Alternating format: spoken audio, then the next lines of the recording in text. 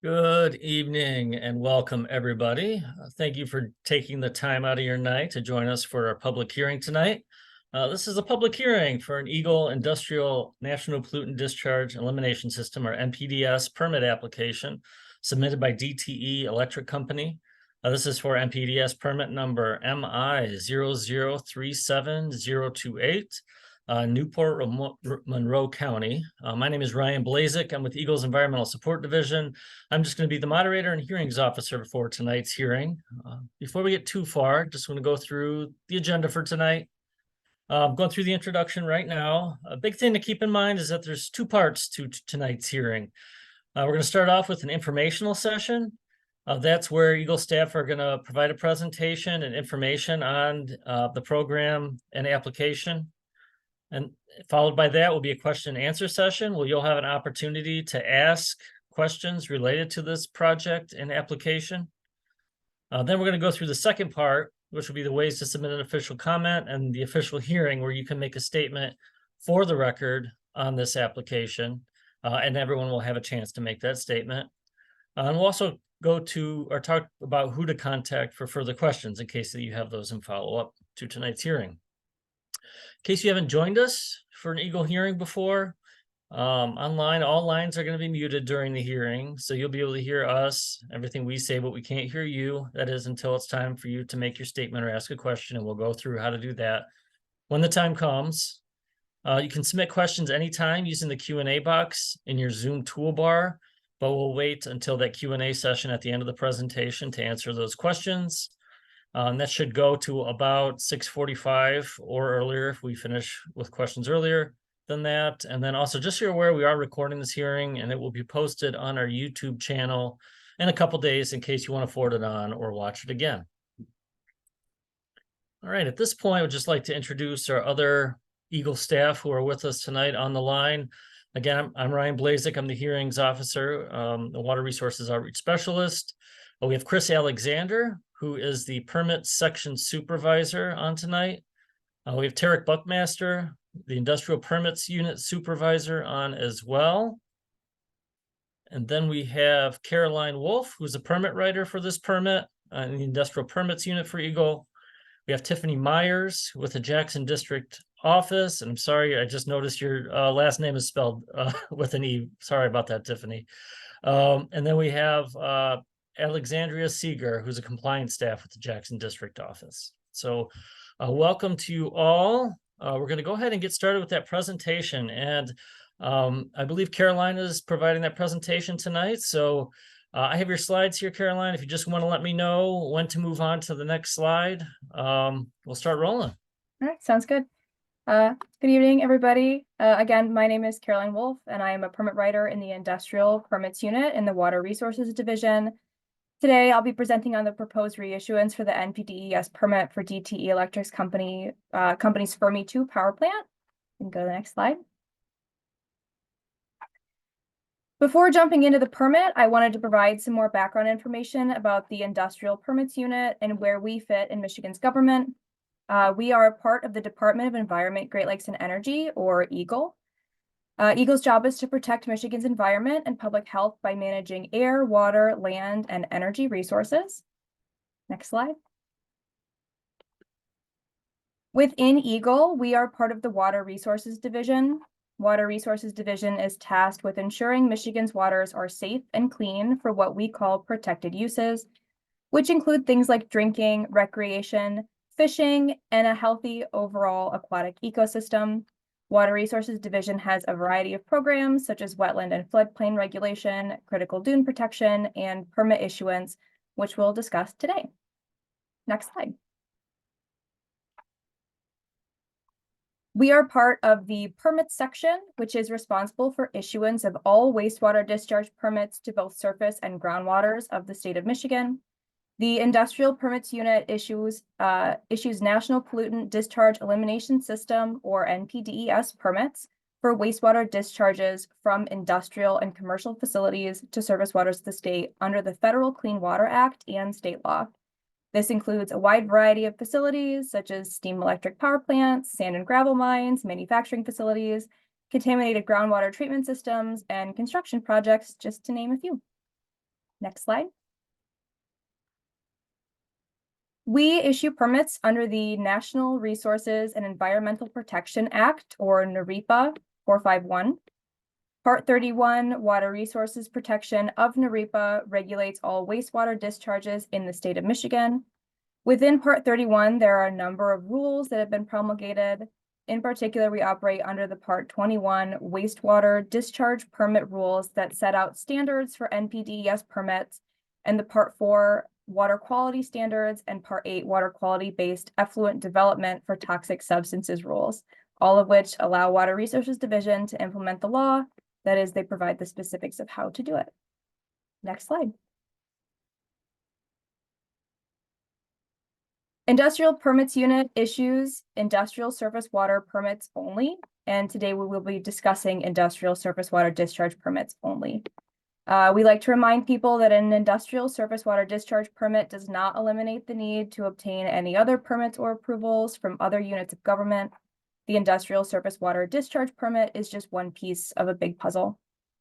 We only administer the Part 21 rules, along with the rules for water quality standards and effluent limitation development in accordance with federal NPDES permitting requirements. Next slide. The NPDES permitting process regulates the discharge of pollutants into the surface waters of the state. The permits include multiple mechanisms for controlling the discharge of pollutants, such as effluent limitations, monitoring requirements, and other conditions for site-specific concerns. The two types of standards used to develop limitations for a proposed discharge include treatment technology-based standards and water quality-based standards. For treatment technology-based standards, EPA develops effluent limit guidelines, or ELGs, for specific industries. These ELGs set industry-wide standards that all wastewater dischargers must attain. ELGs are often based upon treatment technologies, but do not specify the type of treatment needed to be used to meet the standard. The other standards used are water quality-based standards, which are developed through a site-specific evaluation of water conditions at the discharge point to waters of the state. Next slide. Again, the treatment technology-based standards are based upon a national evaluation of a specific industry and the treatment technologies used at these facilities. The department evaluates the effluent limitation guidelines, ELGs, developed by EPA for a specific industry and implements these national standards, typically numeric effluent limitations, in an NPDES permit. The ELGs for the steam electric power generating point source category are applicable to the Fermi 2 facility, and so were utilized to develop limits for this permit reissuance. Next slide. Water quality-based standards are established to protect the designated uses of our surface waters. This includes uses such as fishing, swimming, and aquatic life. Our biologists and engineers use a variety of information from the application and existing site-specific water quality data, and they recommend limitations for parameters that are expected to be present at levels of concern. Next slide.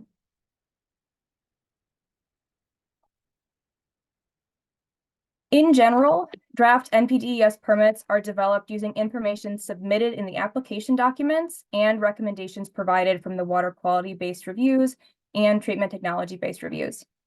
In cases where recommendations for the same parameter are developed for both sets of standards, the more stringent value is included in the permit. For example, if a water quality-based limitation for a specific parameter is 10 milligrams per liter and the treatment technology limitation is 5 milligrams per liter, we are required to include the 5 milligram per liter limitation in the permit, so the permit is protective of both standards.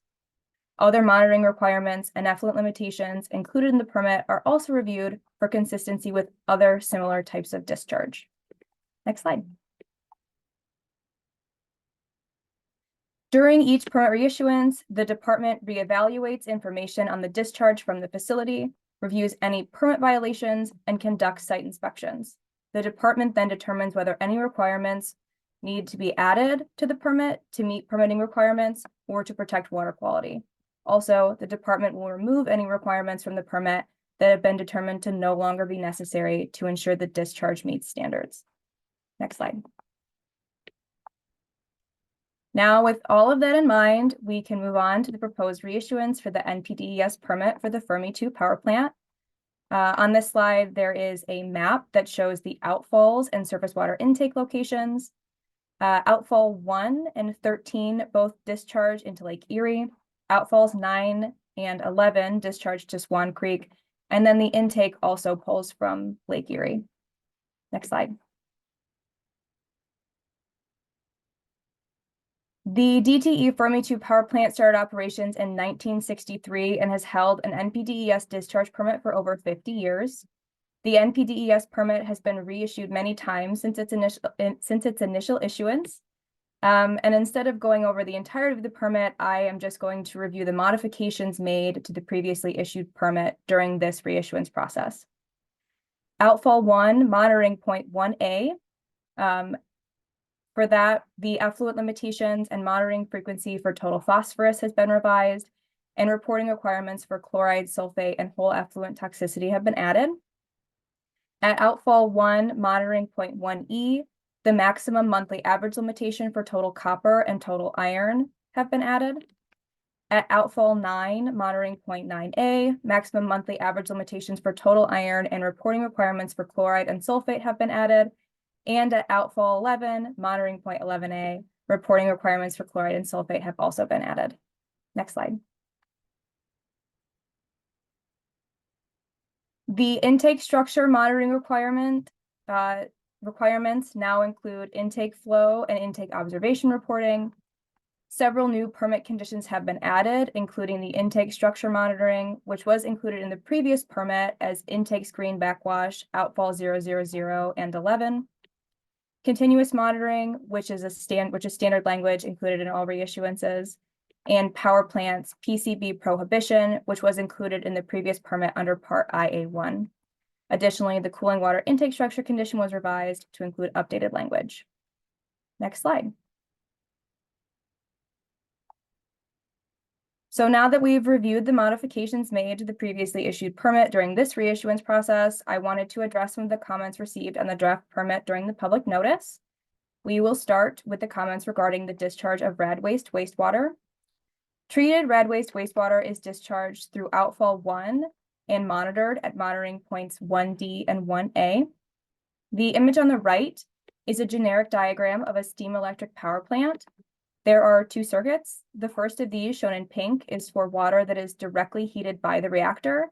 The second, shown in blue, is for water used to cool the reactor circuit. These circuits are isolated, meaning that the water used for cooling purposes does not come into direct contact with the reactor. The NPDES permit authorizes the discharge of wastewater from the second cooling water circuit. Rad waste wastewater is not considered radioactive waste, high level or low level. And all radiological aspects of the plant are regulated by the U.S. Nuclear Regulatory Commission, or NRC. Eagle does not have authority under Part 31 to regulate the discharge of radioactive waste. Under their NRC license, however, the Fermi 2 power plant treats rad waste wastewater to remove radioactivity and test the effluent for radioactivity before release. They are also required to document any known discharges of radioactivity. Eagle staff from the Radiological Protection Division monitor the surface waters near the state's nuclear power plants to ensure our resources are protected. In addition, the NRC has a resident inspector on site at all times. The inspector's responsibilities include tracking and oversight of any potential release. Next slide.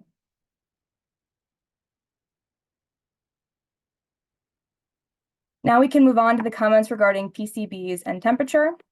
The ELGs for steam electric power plant include a prohibition for the discharge of polychlorinated biphenyls, PCBs, meaning that steam electric power plants such as Fermi 2 are not allowed to discharge any PCBs.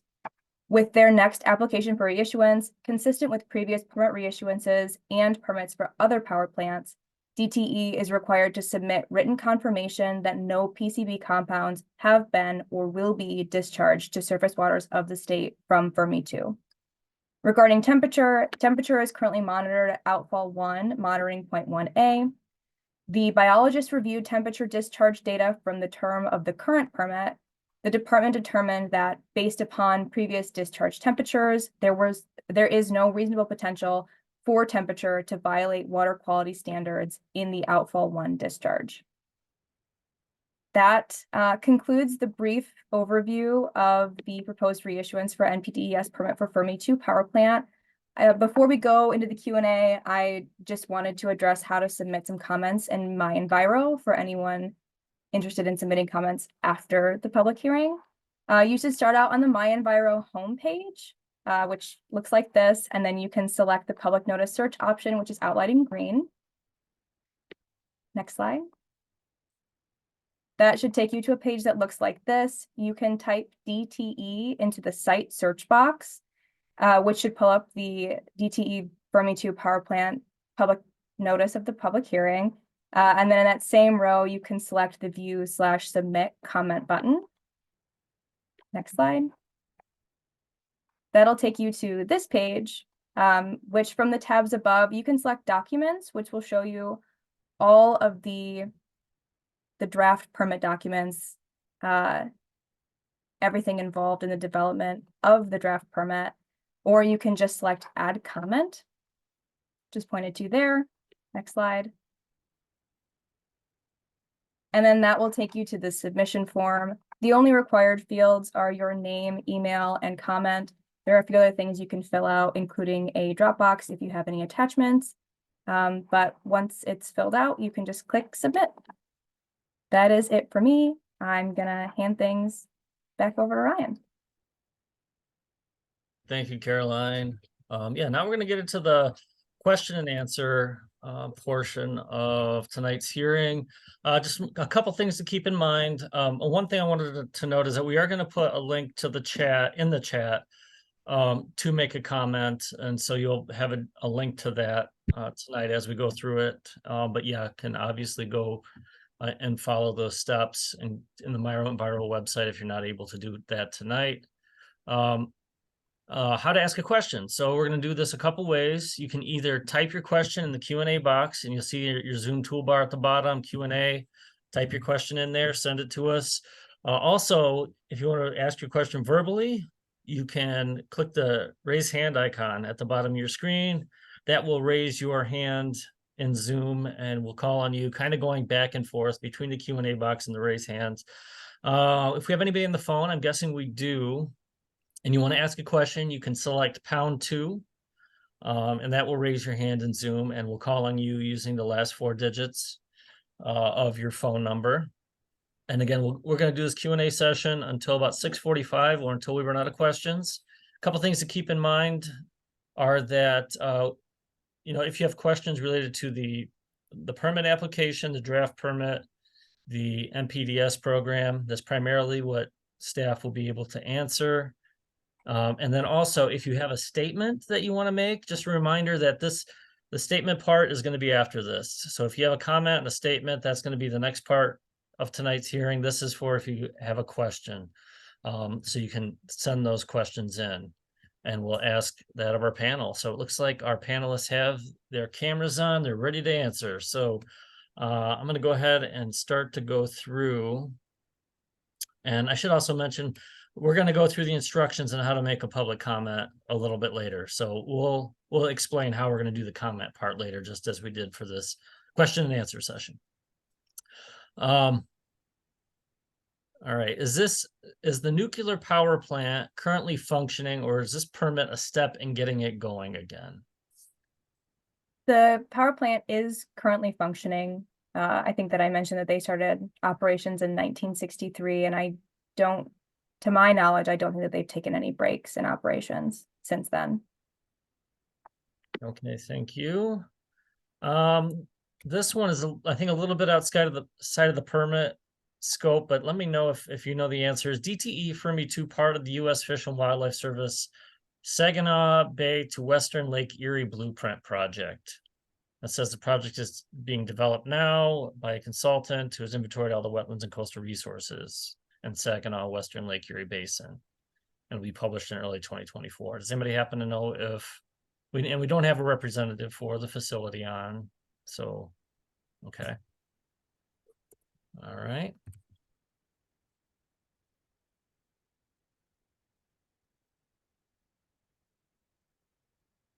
Does Eagle monitor water for radionuclides, including titanium, before, during, or after routine discharges and planned discharges? And then the question is, where can the public see the results? So for that one, I think I don't think that we monitor for radionuclides, and I think that that is something that is tied into the NRC's responsibility. It would not fall under the NPDES permit. So I'm not sure where that data would be available, unless Tarek or Christine knows anything about it. Caroline, I think we can follow up on that with our sister division, and we can try to provide that information if the person asking the question, if we can have Ryan, do we have email? Yeah, we'll have emails. Okay. Okay. We'll be able to provide a response, because we in Water Resources Division don't do that type of monitoring, so we're not sure who does or how to get the data. One thing that I'm going to follow up with a question that might be helpful. Can you let people know how they can access the their discharge results that are submitted to Eagle? I think that can be done in MI0037028, can it? Yes, Tiffany, do you or Alex want to respond to that? I'm sorry, can you repeat the question again, please? I'm so sorry. I was just asking. We don't monitor for radionuclides, but the parameters that are monitored for on the NPDES permit, if people want to know what those are and what the results are, how would they go about doing that? That's a good, I know on our side, it's through the daily monitoring reports, but I'm not sure on the public side, in my Enviro, if those results are visible or not. Tiffany, do you happen to know if the public can see those? I am checking right now. Oh, thank you. Yes.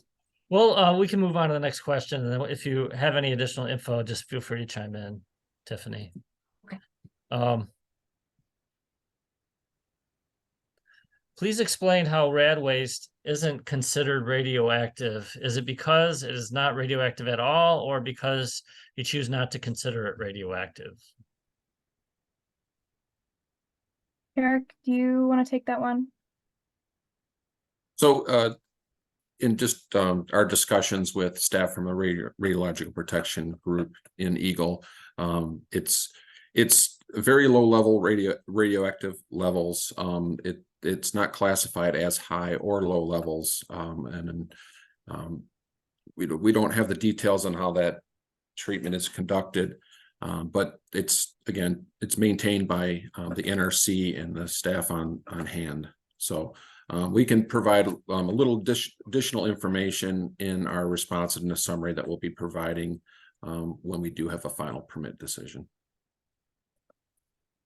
Right. Yeah, thanks, Tarek. Looks like we have some hands raised, so I'm going to take a break from the Q&A box and call on a few people here. Looks like Diane D'Argio has a question. We're going to unmute you, Diane. Looks like you're unmuted on our end. Yep, looks like you're unmuted. Are you there? Oh, yeah, I was the one that asked about the radionuclides.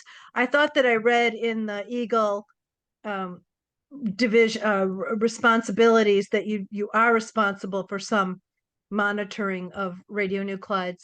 And I know that around other reactors around the country, that especially around closed ones, they're concerned about the release of radioactivity into the water, and tritium, which can't be filtered, is radioactive hydrogen. Is that something that the state is paying attention to, even though the NRC is the regulator for the radionuclides?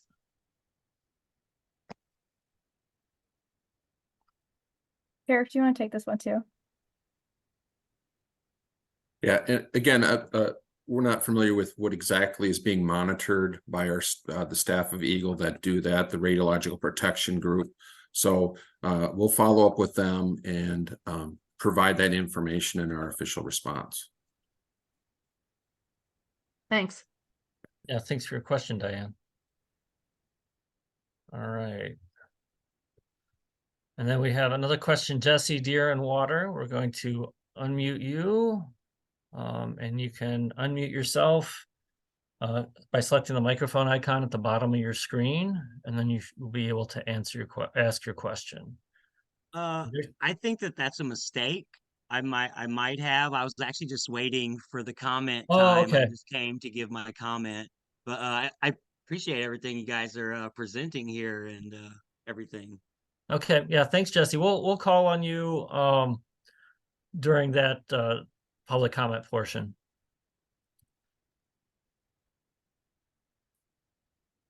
All right. Going back to the Q&A box. All right. Another question. I think this is in follow-up about the plant shutting down. I'm not sure we'll be able to answer this or not, but what about multiple week shutdowns they had earlier this year caused by a high volume leak of radioactive water? During that period, they were still covered under their NPDES permit. There hasn't been a point in which we haven't been covering them underneath the NPDES permit. And so I think that's one that they might have stopped operations internally for a little bit, but their coverage underneath the permit continued. Okay. Yeah, thanks for that clarification, Caroline. Is this current permit process happening because there's a proposed change on part of the Fermi 2 operation that would increase/change discharges? I do not believe that there are any proposed changes increasing or decreasing for the discharge. The current permit process is happening because we are required to review and reissue permits every 5 years. That's part of our rules. They have to submit applications and we have to go through this permit process of reissuance every 5 years. Okay, thank you. And thanks for that question. Yeah, and there's a question that was similar to the question about accessing those DMRs, the discharge monitoring reports. And I think that's what I was alluding to. Any information, Tiffany? Yes, you can access those through the MI0037028 public website, and Jim just posted the link in the chat. Perfect. Thank you very much for looking that up. You're welcome. All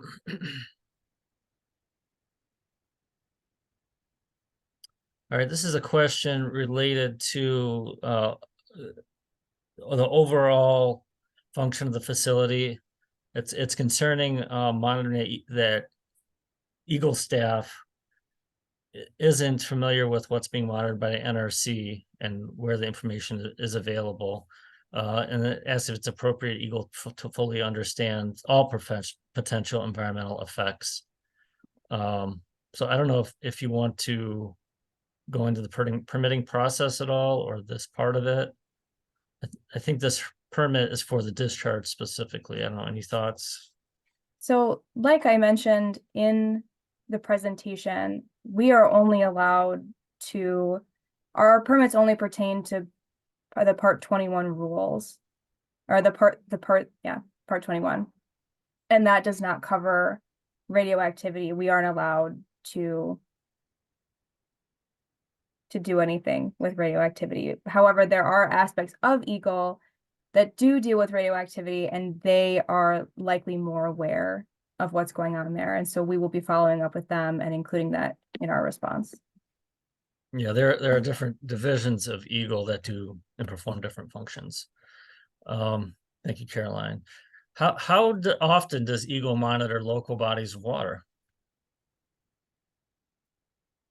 Caroline, I can help you on this. There is a large section of the Water Resources Division that's charged with the assessment of the health of the state's water bodies. So they have statewide monitoring that they're conducting every summer around the state. So if you have specific questions on what they're doing and where they're monitoring, or how to submit a monitoring request, we can provide that information to you.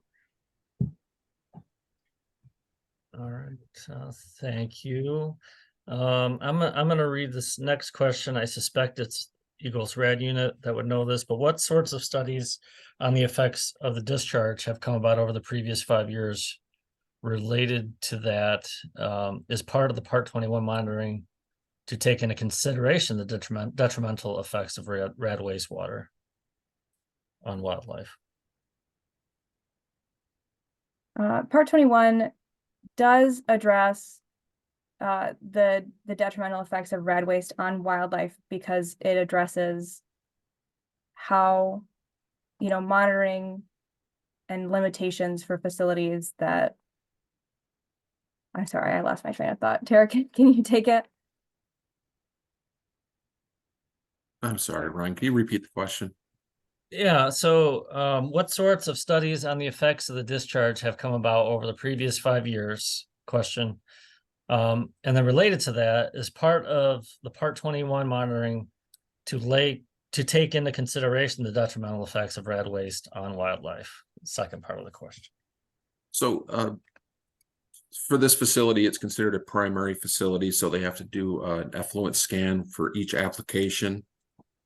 And so for each application for reissuance, they provide us with a wide-ranging scan covering a number of parameters in the discharge, and then that's submitted for the department, and we include that in our review, along with a review on any other monitoring data that's submitted as part of their discharge monitoring reports.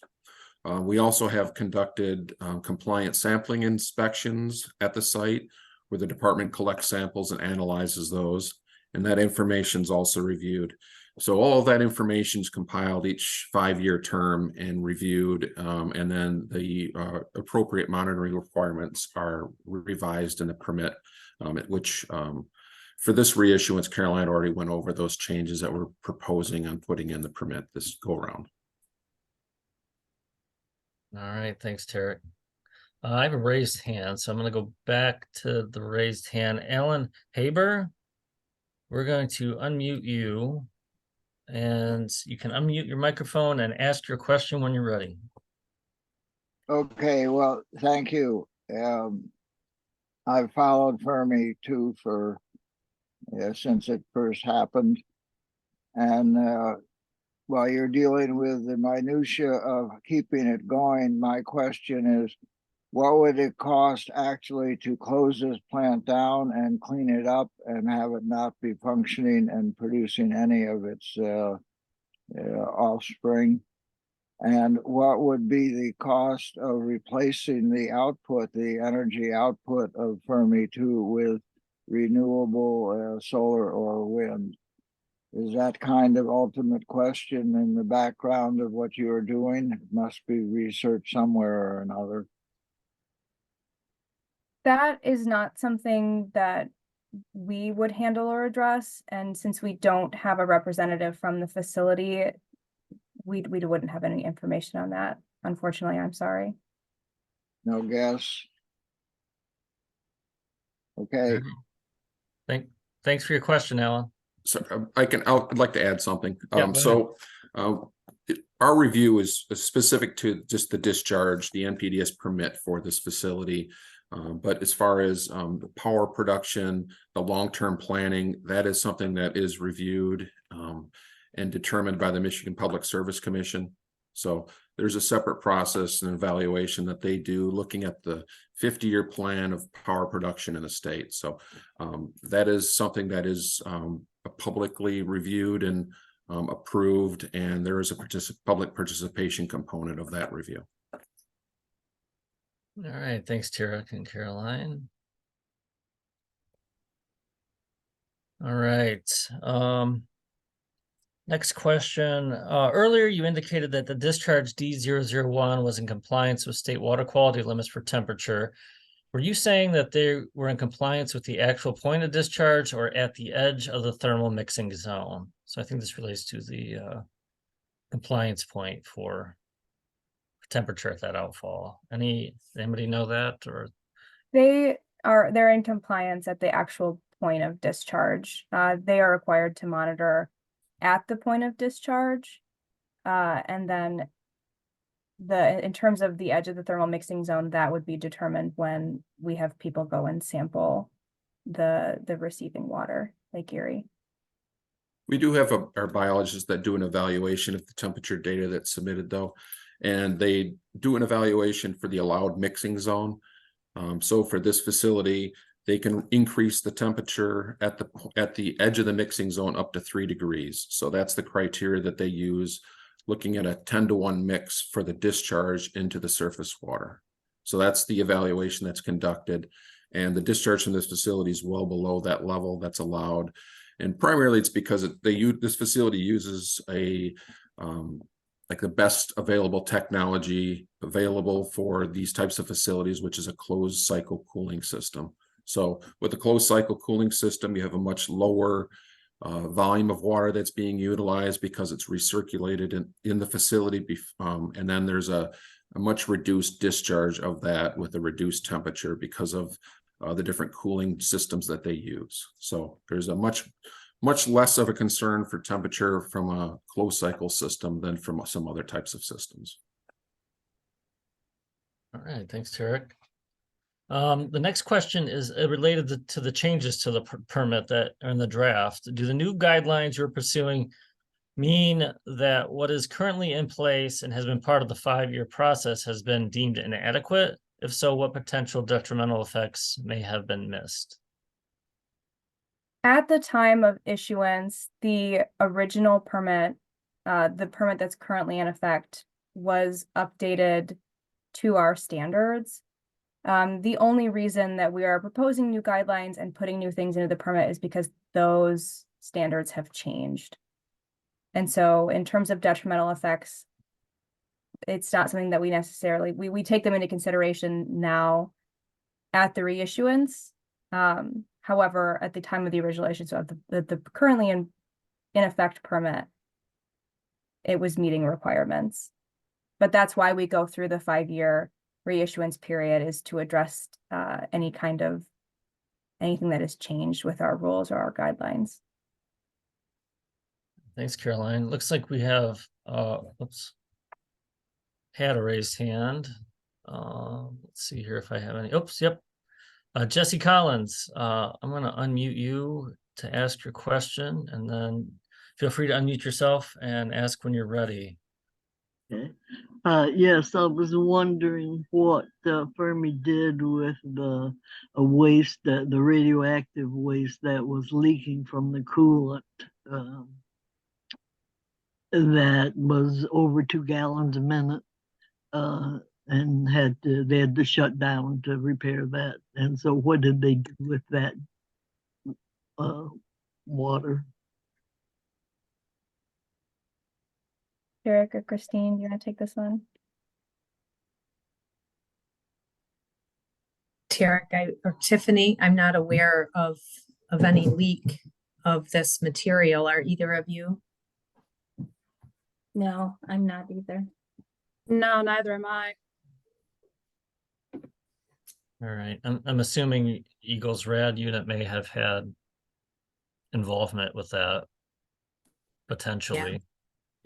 Yeah, we'll follow up with them and see what the response was, and then we'll provide that information in a response with a summary. Yeah, thank you for your question, Jesse. All right, I have another raised hand. John Donabedian. John, we're going to unmute you, and you can ask your question when you're ready. Okay, yes, thank you. And thank you very much for this public hearing. Really appreciate it. It really means a lot. Going back to the previous question about the standards being changed, 2 questions. One is, who determines those standards? So who's making the change to those standards? And how have those standards changed? Has the level of pollutants increased, decreased? Are more pollutants allowed? Are less pollutants allowed?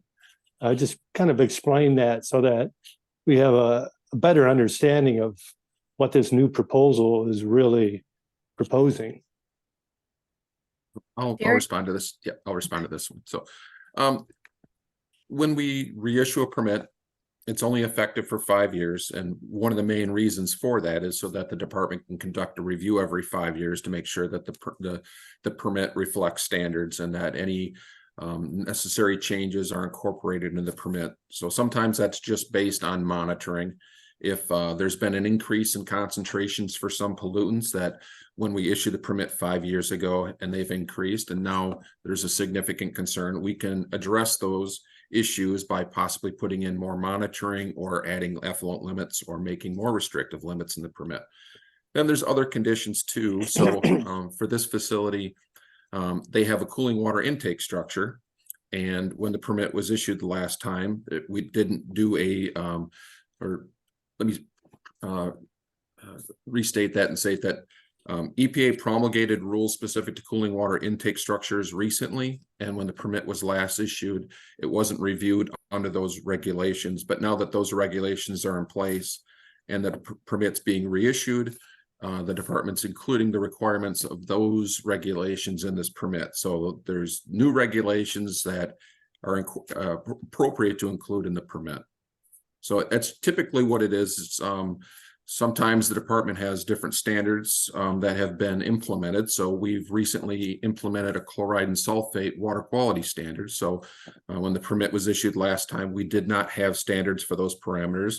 We do have standards for those parameters now. So we're including some monitoring during this permit cycle so we can better characterize the discharge. All right. Yeah, thank you for that answer, Tarek, and for that question, John.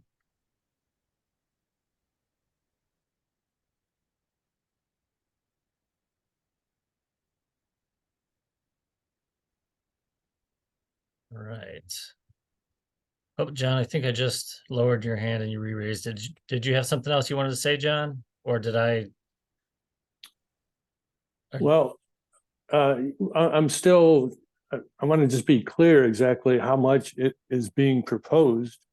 I understand. So we're adding one new restriction on the chloride, which that sounds good. Are there any other standards that have changed, just so that I can understand, like what are we proposing and who's proposing it? How did the who changed the standards and you know what are the real implications of what's being proposed? I guess I'm still unclear. So I heard one item, but is there any other changes that that are being addressed in this proposal? A little more comprehensive, please. Okay. There aren't a significant number of changes in this permit reissuance. So there are a few changes, however, and like I mentioned, we have a new chloride and sulfite standard in the state. So we're going through and implementing some monitoring in accordance with our plan for that. And for this facility, we're including monitoring for both parameters. I don't expect that there to be significant concentrations of those pollutants in the discharge, but we'll get monitoring over this 5-year period, which will have a sufficient data set for us to evaluate during the next permit reissuance. So we've added it because of our development of the new standards, but we don't expect it to be discharged at levels of concern. And then with the cooling water intake structure requirements, it's something that EPA has been developing for a number of years, but they finally finalized rules. It's called the existing facilities rules. And this is the first permit reissuance for this facility that's incorporating those requirements. And so we've added some monitoring, some intake observation requirements, and we've detailed a lot of the information related to the cooling water intake structure and how it's operated at the facility. And that information has been incorporated into the permit and then also the fact sheet. So the public notice document itself provides an overview of all the changes to the permit that are proposed for this reissuance. And then the basis for decision memo that's also available on the public notice posting has some other detailed information about those changes. All right, thanks, Derek. There's a question here I want to get to. We're about at time. So thanks for your follow-up question, John. There's one here. There are a few in the chat here, again, going back to and relating to the radioactive nature. And there's one I think we can provide some clarification on. Keep referring to the other members branches of Eagle being informed or more informed about the radioactive nature of Fermi 2. And the question is, why aren't they present for the hearing about this nuclear power plant? I think it's important to keep in mind there are different divisions within Eagle. They handle different things, just like any other organization. And so, I don't know, is there anything that, I guess before we leave the question and answer session, anybody else can, I guess, provide clarification on that division and what the role of the NPDES program is? Sure, Ryan, I will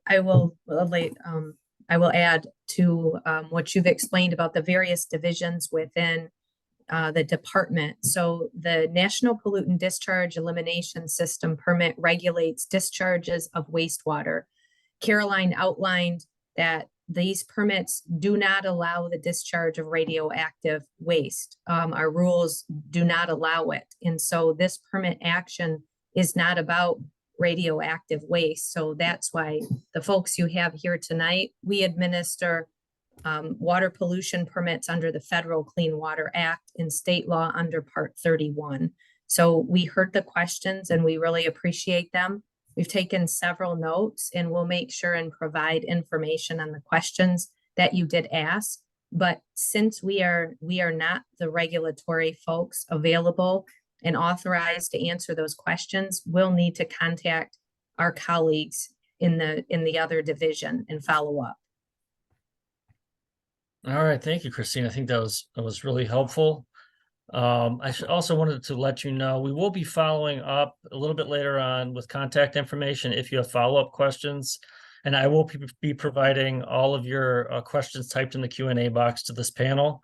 But we're at the point in the evening where we're going to have to move on to the public hearing portion so that everybody has a chance to make a statement for the record on this application. So thank you all for submitting those questions, and the panel obviously for answering the questions. But we're going to move on for tonight here. All right. I also want to go over the other ways to submit an official comment in case you had a comment but didn't want to make it tonight or didn't want to make the comment verbally tonight. You can submit a comment through MI0037028. And you can provide the comments directly into MI0037028 by accessing the public hearing event under DTE/Fermi 2 power plant. And we will put the chat or put the link in the chat as well. And you'll see it on your screen for those of you who are on their computers.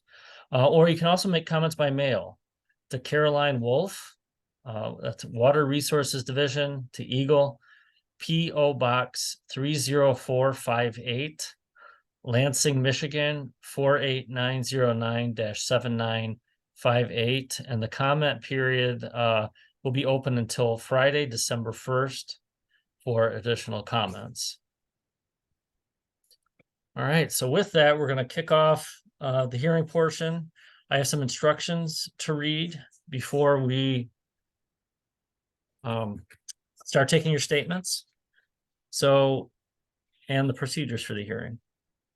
So this hearing will be used to take comments on the proposed reissuance of the National Pollutant Discharge Elimination System, NPDES permit for DTE-Fermi 2 power plant, NPDES permit number MI0037028, located at 6400 North Dixie Highway, Newport, Monroe County, Michigan 48166. And now I'm going to go through how the comment process will work today. For those of you who pre-registered to attend tonight's hearing and indicated you'd like to make a comment, we will call your name and unmute your microphone so you can make your comment. We will call your name in the order in which you registered. Once we have called all the names of everyone who indicated they wanted to make a comment during registration, we will open it up to comment from other attendees. At that time, if you have not made a comment and wish to do so, please click the raise hand icon to indicate you want to make a comment. If you're calling in by phone only, please hit #2 on your phone to raise your hand. We will call on those who have their hand raised to make a comment in the general order in which their hand was raised. Each person will have 3 minutes to make a comment. I'll indicate when you have 1 minute left and when your time has expired. If I indicate your time has expired, please wrap up your comments immediately so we can allow the next person to make their comment. Please be sure to state your name and any organization you represent prior to starting your comment. If you'd like to make a comment but do not wish to make a verbal comment today, you're welcome to submit a written comment to the department. Written comments may be submitted online during a MI0037028 database, and the link is being provided in the chat. Comments can also be submitted to Caroline Wolf at the following address, Water Resources Division, Eagle, Post Office Box 30458, Lansing, Michigan, 48909-7958. The hearing is being recorded and your comments will be part of the information the department will consider in the proposed reissuance of the NPDES permit for DTE-Fermi 2 power plant. That's NPDES permit number MI0037028. Comments received will not be responded to at this time, but will be included in response to public comment documents and be part of the permit record. All comments and information received will be available in MyEnviro, our online database. The public comment period is open until December 1st, 2023. All right, just to kind of recap much of that. So I have a list of names who during registration indicated they wanted to make a comment. There are, I believe, 27 names on the list. And so we're going to go through these names in the order that you registered. And we'll identify the name, we'll unmute you, you can unmute yourself, make your comment. Again, you'll have up to 3 minutes to make your comment. I'll give you a 1 minute heads up, and then we'll go on to the next person. Once we get through this whole list of names, we're going to go through and anyone who has their hand raised who hasn't made a comment. So if you didn't want to make a comment when you registered, but you do now, or you're on the phone, everyone will have an opportunity to make a comment tonight. A couple other quick things. Please list your name and any affiliation that you have, or if you have one. And everyone, like I said, will have that opportunity. If you're on the line and it's your turn to make a comment, and there's someone else there that would like to make a comment, just let me know that. You will each have an opportunity. It's going to be 1 comment per person, so that everybody has a chance. Let's see, to make sure we get through them all and that everybody has a chance for a comment. So with that, I'm going to go ahead and get started. First up is Jesse Deerenwater. So Jesse, we are going to unmute you. Looks like you're unmuted. You can begin when you're ready. Yeah, thanks you all for gathering here today and hearing us out. I'm about to humble myself before all of creation. My name is Jesse Deerenwater. I live in North Redford, Michigan. I'm an organizer for Citizens Resistance at Fermi 2 Craft. I've worked on this project for over 2 years now. I see that this was kind of geared towards our sign-on letter, but you guys really didn't touch much of our comment letter, which is 27 pages. We worked on it with 3 different environmental law schools and other professionals.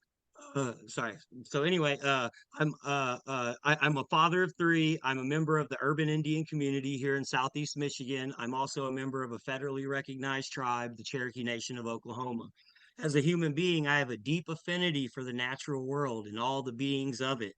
Some of the safest places I have ever been to and felt have been in the woods or on and near the water. Birds sing songs that twinkle like starlight, and insects give lessons on seasons and adaptation. The plants have medicine and provide food for us. The water cleanses. I am not the only one to have this affinity for the land. Many other people feel the same way. The area around Frenchtown Township has all of the above I named. My eyes were first awakened to the issues down there around Fermi 2 by local people when I was younger. now that has been reaffirmed by another generation of folks with similar concerns, like 30 years later, now that I'm older and living here again. You know, the plant uses 45 million gallons of water a day. It dilutes that at a 10-to-1 ratio and puts 4.5 million gallons of wastewater a day. There's over 200 chemicals that are, and toxins and radioactive elements and byproducts that are monitored in this permit. I think that thing is like 30 pounds of phosphorus a day, cyanide, Got arsenic, about a lots of minute left, Jesse. Oh, all right, sorry. Well, anyway, I started before I began organizing for craft, I monitored the NOAA website, the National Oceanic Atmosphere Administration's website, and their Lake Erie algal bloom, harmful algal blooms, and I began to see a pattern. I went on to learn about nutrient load, thermal pollution, let's see here, harmful algae blooms, and Fermi 2. I began to see a consistent pattern around the area where Fermi 2 discharges there around Swan Creek with a permanent, not permanent, but a consistent algae bloom. That's kind of what has got my attention to this permit. And so the impacts of this permit and this plant reach beyond the waters and the rest of us, including nature.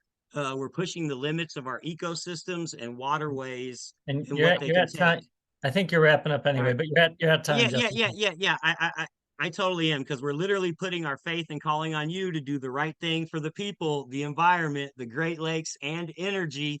Nurturing nature nurtures ourselves. We ask you to reduce the thermal limits in the banned chemicals now, reduce the limits of deadly toxins that harm our ecosystems, use your authority to better regulate the radionuclides that co-occur with pollutants in our drinking water. We ask that you issue a new permit with these things that we are here to comment on. That's all. Yep. Thanks for your comment, Jesse. Yeah, appreciate it. All right. Next up is Nicole Kiwi Biber. Nicole, looks It's like Fiber. Biber. Yeah, Yeah. sorry about that. That's fine. Yeah, my name is Nicole Kiwi Fiber. I'm a tribal citizen of the Little Traverse Bay Band of Odawa, and I'm living in East Lansing. Have a lot of friends around the state.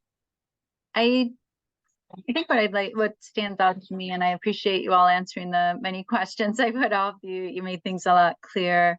As I'm looking through some of the documentation, it's I feel really bad for the water, and I kind of feel bad often for people like you who are scientists and have a lot of knowledge, people in the EPA who probably got into this whole scene because maybe you had a similar interest of caring for the water and being careful about what's put into it.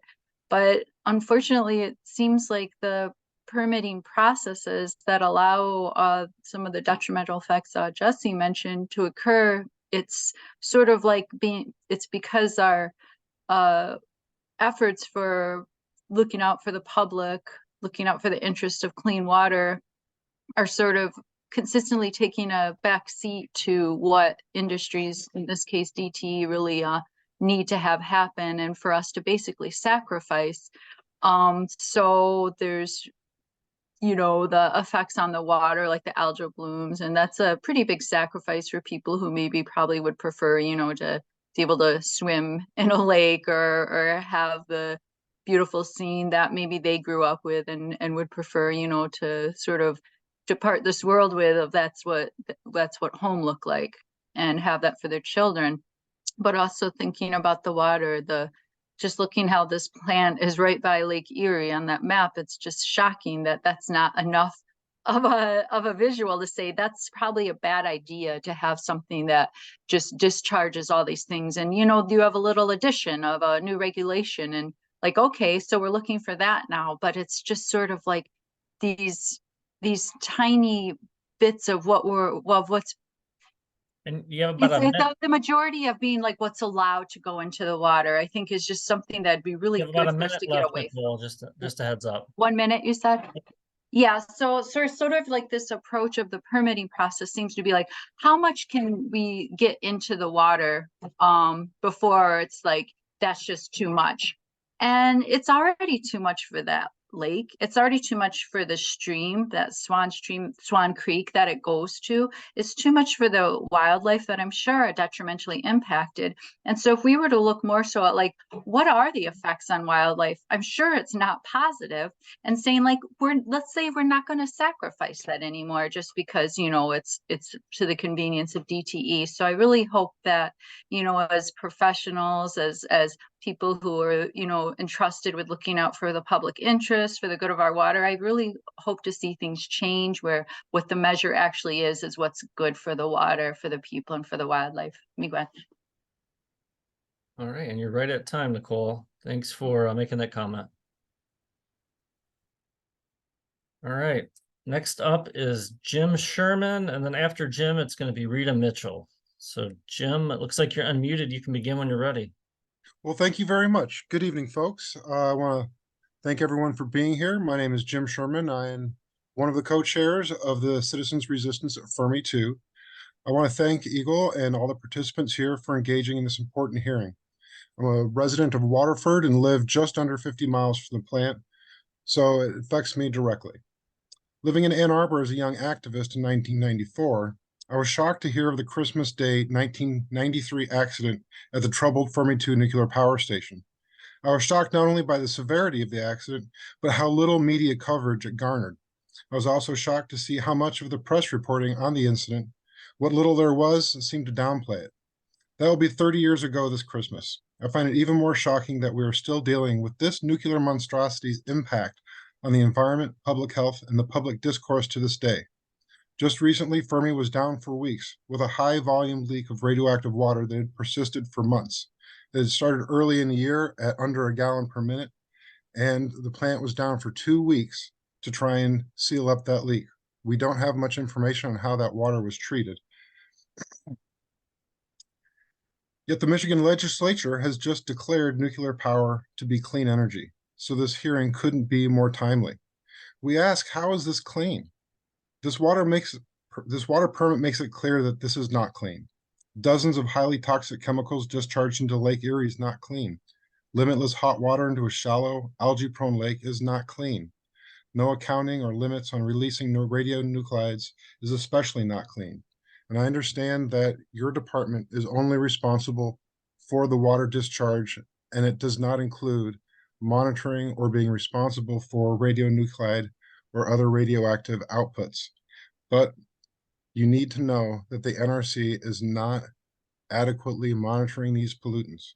We have seen in recent epidemiological studies, particularly the one from Joe Mangano and his group, show that there is a stark increase in the cancer risk around these plants, in particular. About a minute left, Jim. Thank you very much.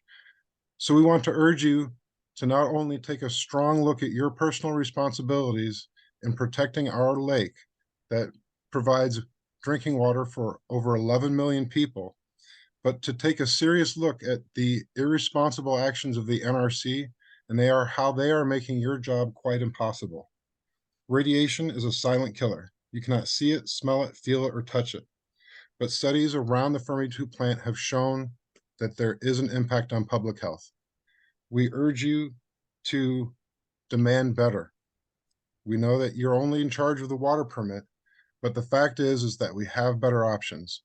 Nuclear power costs far more to operate than renewable energy resources, which are more predictable.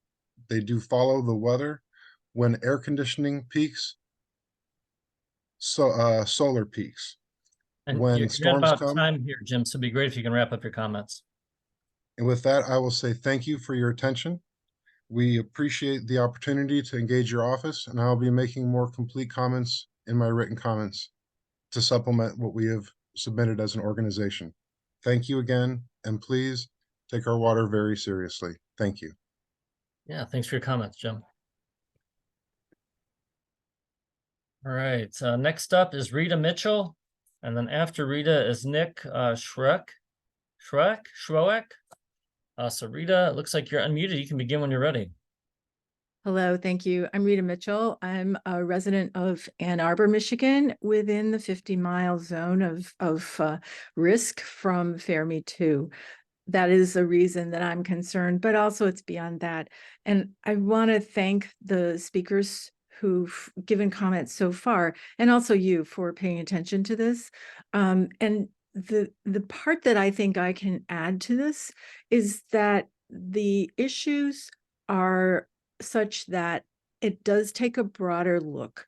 And one of my concerns is that the efforts that you'll be making take a kind of a focused look on just some elements of the emissions from the plant, of the chemical emissions, et cetera. But it's the combination of overlaying this kind, the pollutants, the toxic pollutants that come from the plant, along with what's happening with the water that comes downstream from elsewhere in the state that has its own pollutants. The combination of all of those things layering on top of each other is what needs to be assessed as well. So I'm asking you to not just look at very specific elements, but to look more broadly. And that includes, as others have said, other speakers have said, a look at the wildlife that are in that area that are going to help us identify specific problems. I don't want them to be harmed, and I don't want people to be harmed. So please, please broaden your look and don't stay in the tunnel vision of your assessment. Thank you. Yeah, thanks for your comments, Rita. All right, so next up is Neil Schroeck. And then after Neil is Andrew Koplowitz. And Neil, I apologize if I mispronounced your name. Are you there? You got me twice, Ryan. It's Nick Schreck. Correct. But Gotcha. thanks. So thanks for holding the public hearing. Appreciate the opportunity to comment. I'm a professor of law at University of Detroit Mercy School of Law, where I direct the environmental law clinic. And my clinic students assisted Citizens Resistance at Fermi 2 with their comment letter. Thanks also to the law students at Berkeley Law and Vermont Law who also assisted with Kraft's comment. I myself am a Michigan resident. I recreate within the Lake Erie Basin. I fished in Lake Erie, and I plan to do so in the future. I have over 15 years of experience as an environmental attorney with expertise relevant to this permit in water law and Great Lakes law and policy. I'm the former director of the Transnational Environmental Law Clinic at Wayne Law, and also the former executive director of the Great Lakes Environmental Law Center. My comment tonight focuses on the lack of thermal limits in the draft permit and the facility's significant contribution to harmful algal blooms in Lake Erie. Contrary to the assertion in tonight's presentation, it does appear that Fermi 2's effluent discharges may be violating state water quality standards. Michigan Rule 70(1) provides that the Great Lakes and connecting waters shall not receive a heat load which would warm the receiving water at the edge of the mixing zone more than 3 degrees Fahrenheit above the existing natural water temperature. In May, June, July, August, and September 2022, the effluent temperature of Fermi 2's outfall 001 was reported to be more than 3 degrees above the intake temperature almost every day. And from May through September 2022, the final effluent temperature at Fermi 2 outfall 001 exceeded the water quality standards maximum temp for those days by almost every day. So in Eagle's response to our comments, we'd like to see the analysis done by your biologists on the effluent temperature, as well as its impact on the mixing zone temperature. And we'd also request that you explain why the mixing zone can't be eliminated entirely. The permit needs to include thermal limits to protect Lake Erie and comply with Michigan water quality standards. Eagle should include those limits in Fermi 2's NPDES permit to ensure that the plant's effluent does not continue to exacerbate harmful algal bloom growth and otherwise harm the ecosystem. Imposing a thermal limit on Fermi 2's wastewater discharge is legally required. You have about a minute left, Nick. Just Okay. Imposing that limit, that thermal limit on the wastewater is legally required and ecologically essential. It's feasible and it's also common in nuclear plants. In fact, Eagle set a limit on heat additions from the effluent at the only other nuclear plant that's in Michigan that's discharging into a Great Lake, the Cook nuclear plant on the shores of Lake Michigan.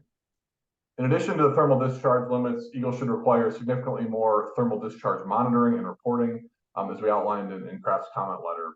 The western basin of Lake Erie has a compelling need for further data to be able to mitigate harmful algal blooms, and requiring more comprehensive monitoring and reporting from Fermi 2's effluent would enable you at Eagle to more accurately assess the facility's impact on our environment. And full reporting, and this should be accessible to the public, would also promote public trust by allowing those affected by facilities like Fermi 2 to locate that data, and that can help explain their lived experiences of degradation of Lake Erie. And thank you again for the opportunity to provide comment. And you're at time, Nick. It'd be great if you could wrap up your comments. All set. Thank you. Oh, perfect. Yeah, thanks for your comments.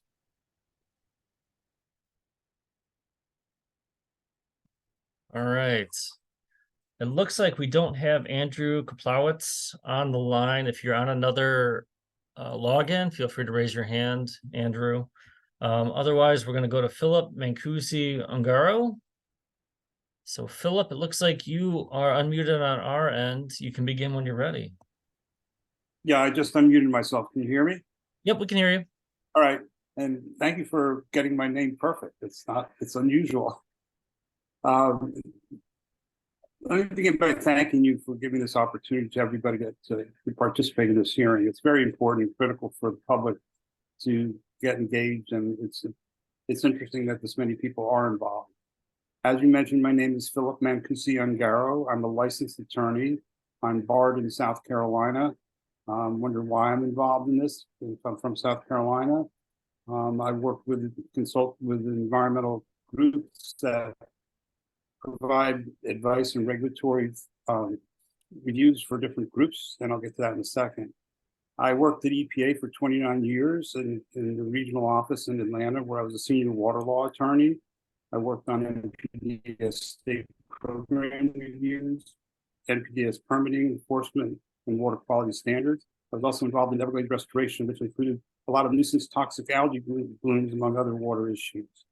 And prior to law school, I worked with the South Carolina Department of Health and Environmental Control, designing and implementing water quality assessment studies on a large lake system. So I've had a very varied background here. Currently, as I mentioned, I volunteer and provide environmental regulatory advice to communities, Native American tribes, and others. I'm also a part-time consultant. I've been involved in the review of the Fermi 2 draft NPDES permit for about 2 years, working directly with Kraft and the other legal clinics that worked on this review. We all collaborated together and worked on this letter. Although I'm a licensed attorney, my focus is on regulatory compliance. I helped draft and review the comments submitted by Kraft, and I've incorporated the written comments into my presentation in their entirety. The written comments provide details on the primary concerns we have with this permit, and I'm going to briefly run through those. There really are no thermal limits in the permit. If you look at the chart that lists the limits for outfall D001, there is no actual number for thermal. It's a monitor only. The Clean Water Act requires thermal limits in NPDES permits to achieve state water quality standards. So I hope you will address this disconnect. Because Michigan's water quality standards include thermal limits that may have already been exceeded, as Nick pointed out. Thermal limits are achievable in discharges from nuclear power plants and should not require a mixing zone. And in this case, the draft permit includes the improper use of a thermal mixing zone to allow for elevated thermal discharges, since the discharges impair the designated use of the water body. Mixing zones are also inappropriate here, since elevated thermal discharges are not allowed in a mixing zone where the concentrations can cause significant human health risks, considering the likely pathways of exposure. You got about a minute left, Philip. In this case, the release of heated water in the lake has allowed the growth of harmful algal blooms that are potentially toxic to humans through contact, and areas have been closed to swimming as a result of those toxic algae blooms. The lack of radionuclide limits in the permit is also discussed in this letter on pages 20 to 24. Eagle does not have direct authority to regulate that. We understand that, but there's indirect authority that can be brought to bear to control radionuclides. If you look at Fermi's 2021 effluent report, they acknowledge the historical releases of radioactivity to drinking water. And although Eagle's legal constraints on directly regulating, we believe you can indirectly place limits on nuclides since they are released concurrently with other pollutants that you do have direct authority to regulate. And controlling those pollutants can help reduce and control radionucleotides. Lastly, the use of the administratively continued permit. I've been around this for 30 years. I know Michigan doesn't You're like at it time. You're at time, Phillips. It'd be great if you can wrap up. Yes, I'm trying to. DTE did not submit a timely complete permit application. Although Eagle gave permission orally, they allowed them to update the application. Eagle should not have given that permission and should have negotiated for an updated discharge authorization pending the completion of the new revised permitting process. EPA and Michigan both acknowledge the backlog of permits is a problem. Administratively continued permits are really bad for the environment because they allow you to operate under a less protected permit than you would. Philip, we're going to have to move on to the next person to make this fair for everybody. So if you have additional comments, it'd be great if you could submit them in writing. I was just about to say thank you. I was just saying thank you. That's I'm done. Okay. Yep. Thank you. Thanks for your comment. All right. Next up is Michael Keegan, and then after Michael is Ethel Rivera. So Michael, you are unmuted on our end. You can just unmute yourself using the microphone icon at the bottom of your screen and can begin when you're ready. Very good. Can you hear me? Yep, we can hear you. Yes, I'm Michael Keegan from Monroe, Michigan. I live very close to Lake Erie. I'm drinking a beverage right now, water from Lake Erie. Lake Erie is dying, and we're experiencing severe algal blooms. They're arriving earlier and staying later. And I believe it's a factor of thermal pollution, a cumulative impact from the Monroe coal plant and from the Fermi. The Fermi is 3,500 megawatts thermal. 2/3 of the energy from Fermi is waste heat, which ends up in the lake and the atmosphere. I'm concerned about the water vapor coming off the cooling towers, about 12,000 gallons per minute, which is a greenhouse gas, which lasts for 9 days, but it's perpetual across the lake. I'm concerned about micro ecosystems and contamination, microorganisms, legionnaires type of contaminants that are coming off the plant.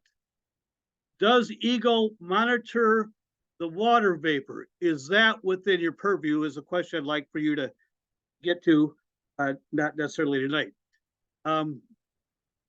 But Lake Erie is dying, and it's thermal pollution coming from these two nuclear power plants, the nuclear power plant, the coal burner, and it's a cumulative impact. And I understand you're one department, you have several divisions, and everybody works in their compartment. But the bottom line is Lake Erie's dying, and nobody seems to be doing anything about it. So I have concerns about thermal pollution. Please be sure to include that in your write-up. Thank you very much. I'm with Don't Waste Michigan. We're a statewide coalition which monitors nuclear power plants. Thank you. Yeah, thanks for your comment, Michael.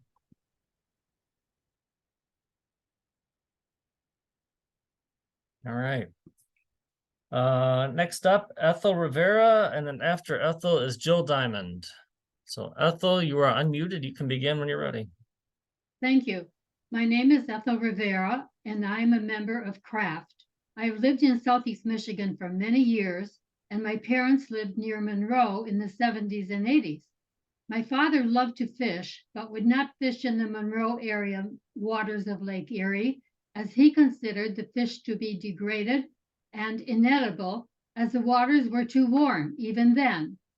And he was glad they had a well for their drinking water.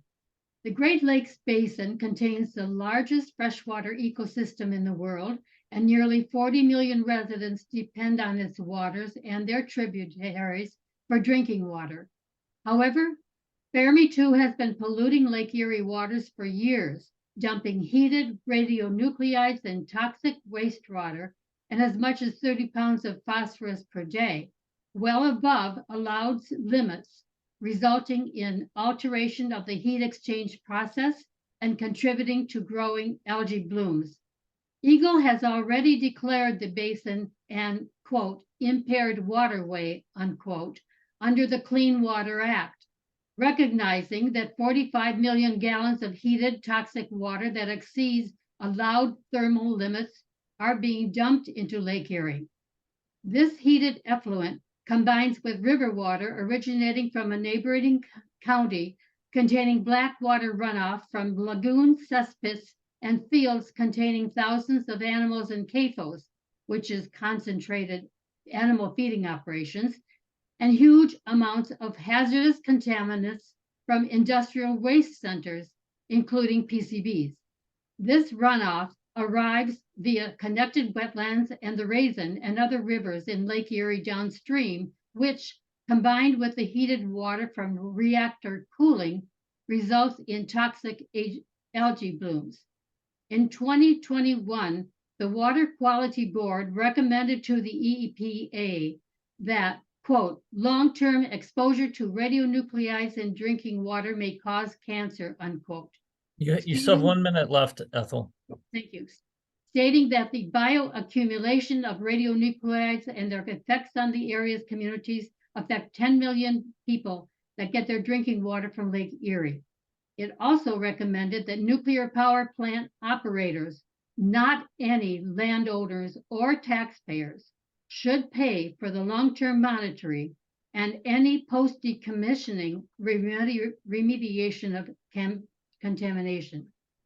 It is the responsibility of our regulatory agencies to act in the interest of Michigan residents, health, and environment.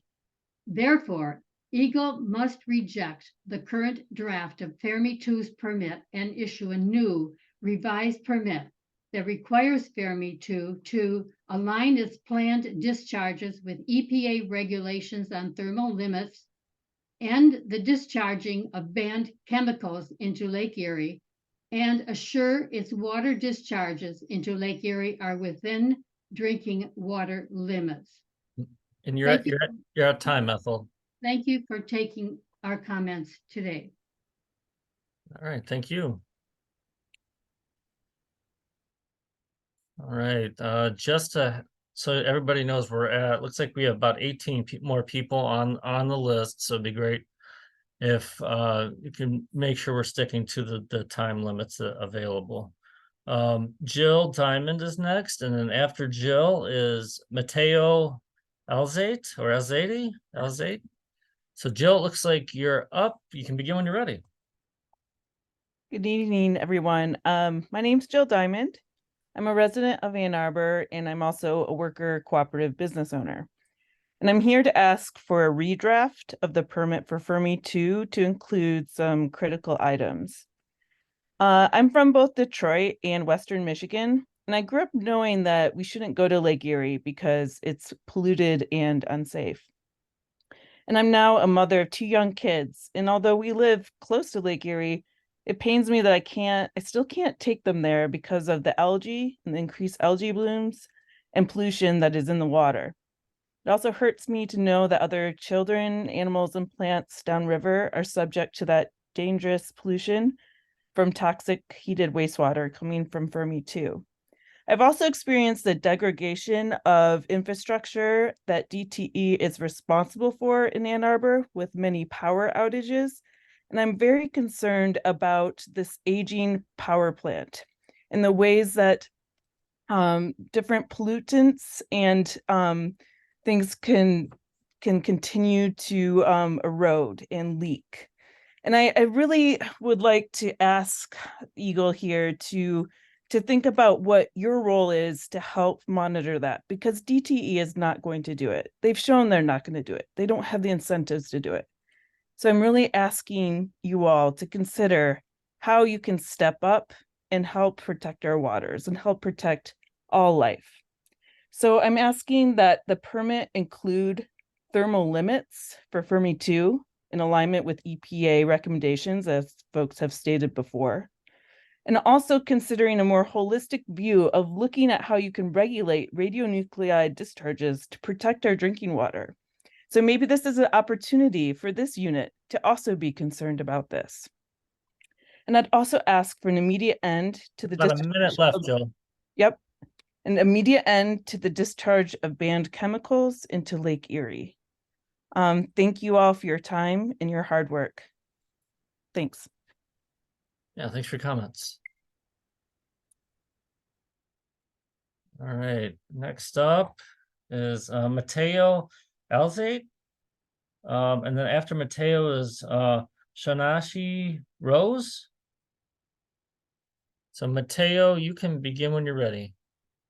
Thank you, Eagle, for your time today. We actually have two speakers who will be speaking from this Zoom account, myself, Mateo, as well as Zev Greenwood, who is further down the queue. So I appreciate your patience. I know we'll pass the mic to Zev after my comment.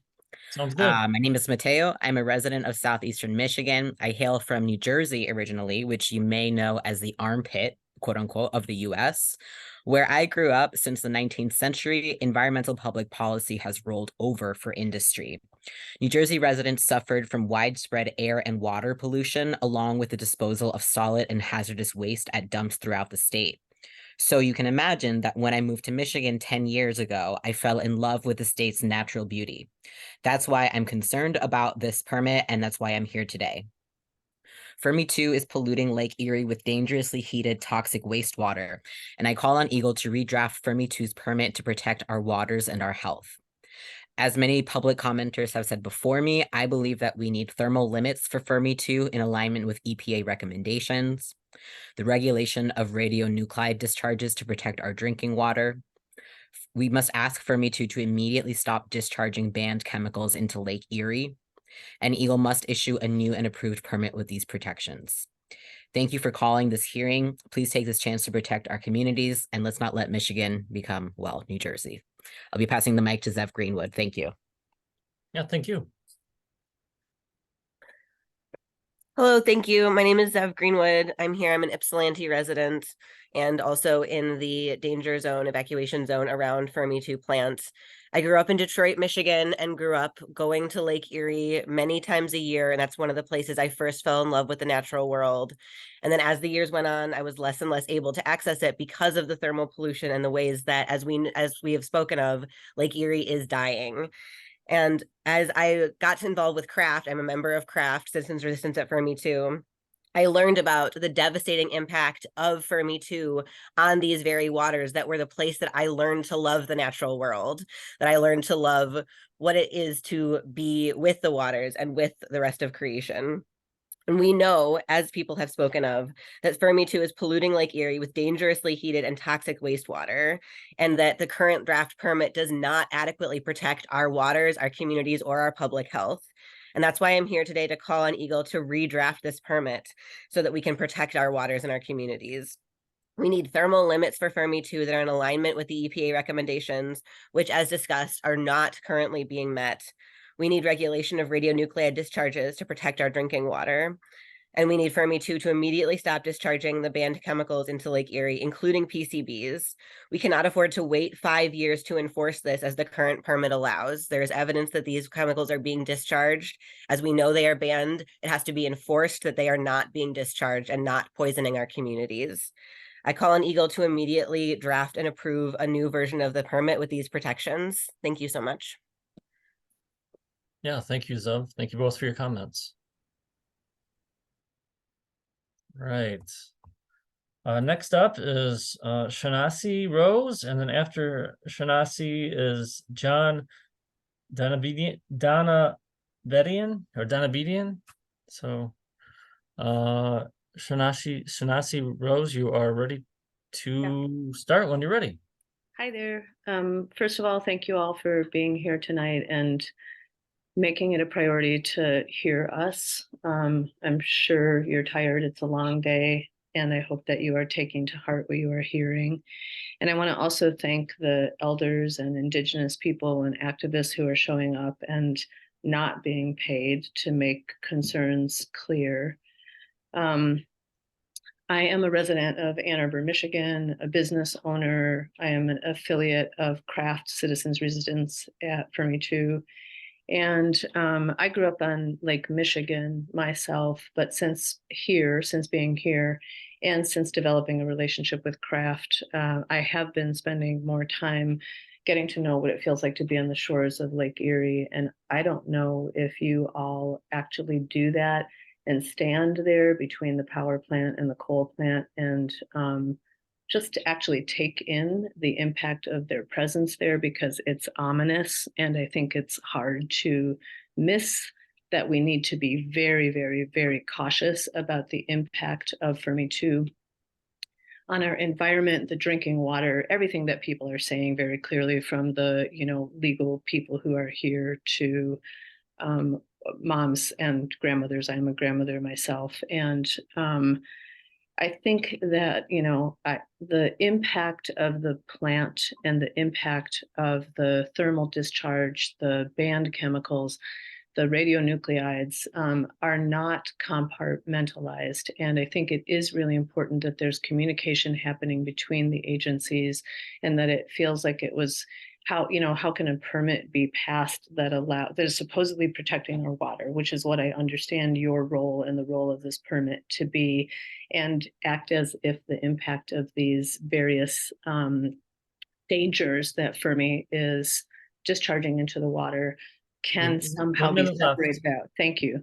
And so I just want to say, like everybody else is saying, that in the redraft of a permit, we're asking for thermal limits for Fermi 2 that are in alignment with EPA recommendations, that the cessation of banned chemicals happens now, and that it is a holistic permit that is also taking radionuclide dispensation into the water into consideration. That's it for me. And the one small suggestion, just I think can make life easier, is that a lot of times in these public hearings, I've seen it be possible to just hit a ding that is a bell to let people know when they hit that 2-minute thing, because a lot of times talking to them can throw what we're trying to say. So thank you again for being here, and thanks to everybody else who's showing up to protect our waters and public health. Yeah, thank you. And I appreciate the input for sure.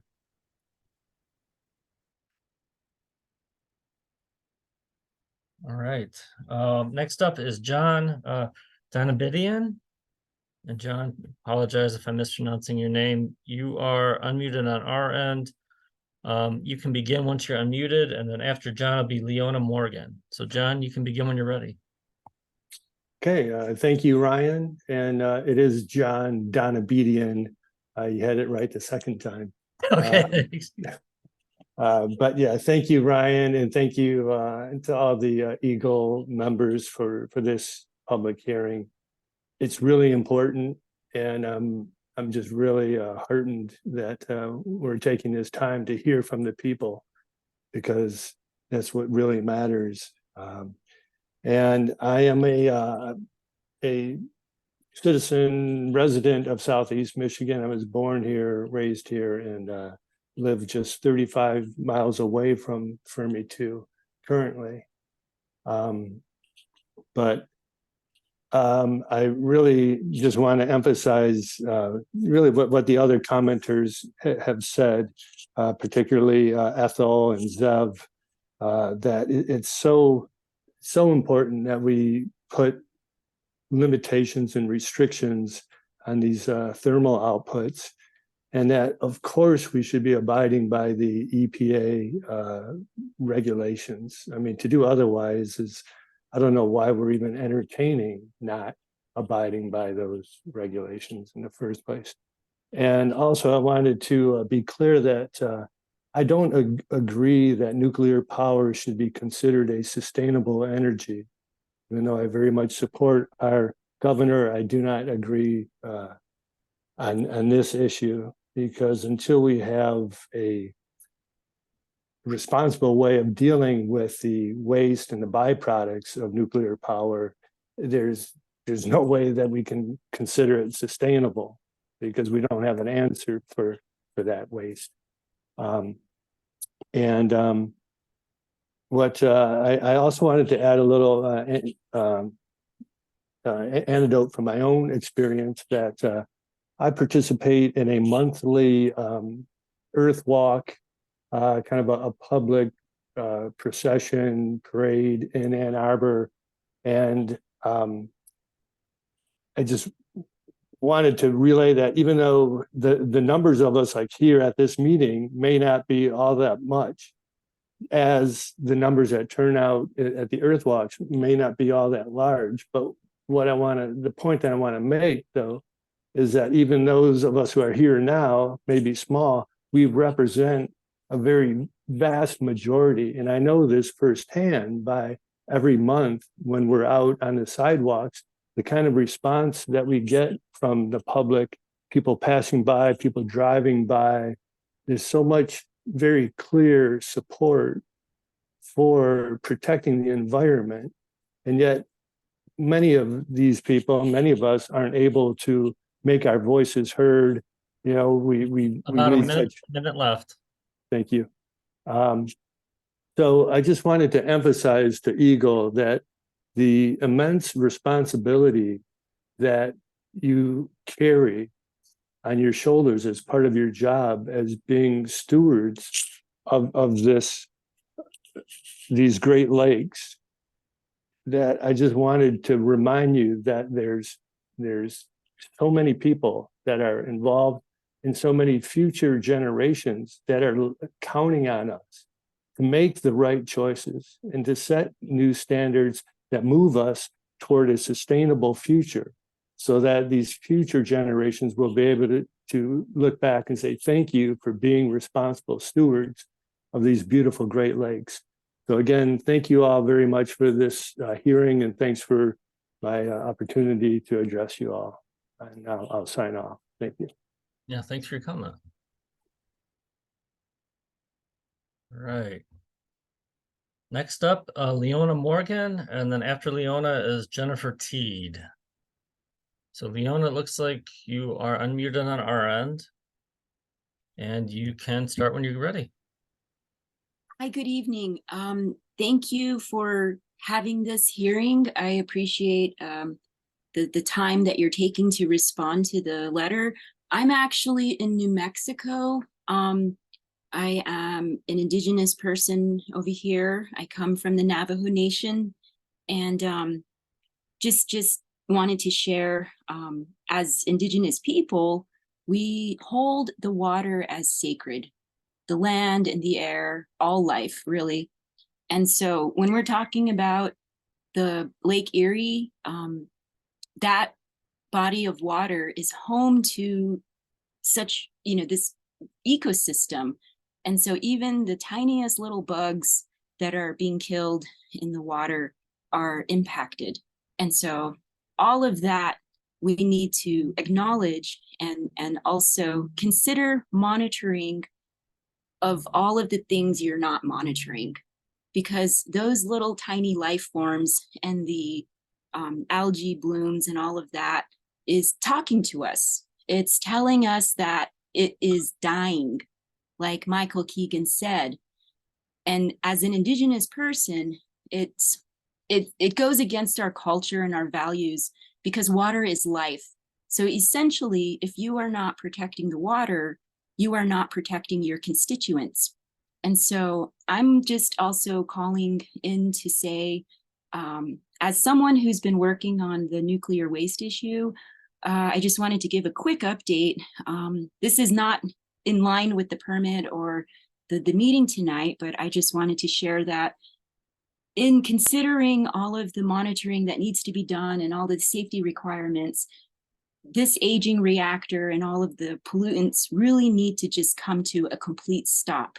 However, there is nowhere to put your waste. In New Mexico, we had in New Mexico and Texas, there were 2 proposals for consolidated.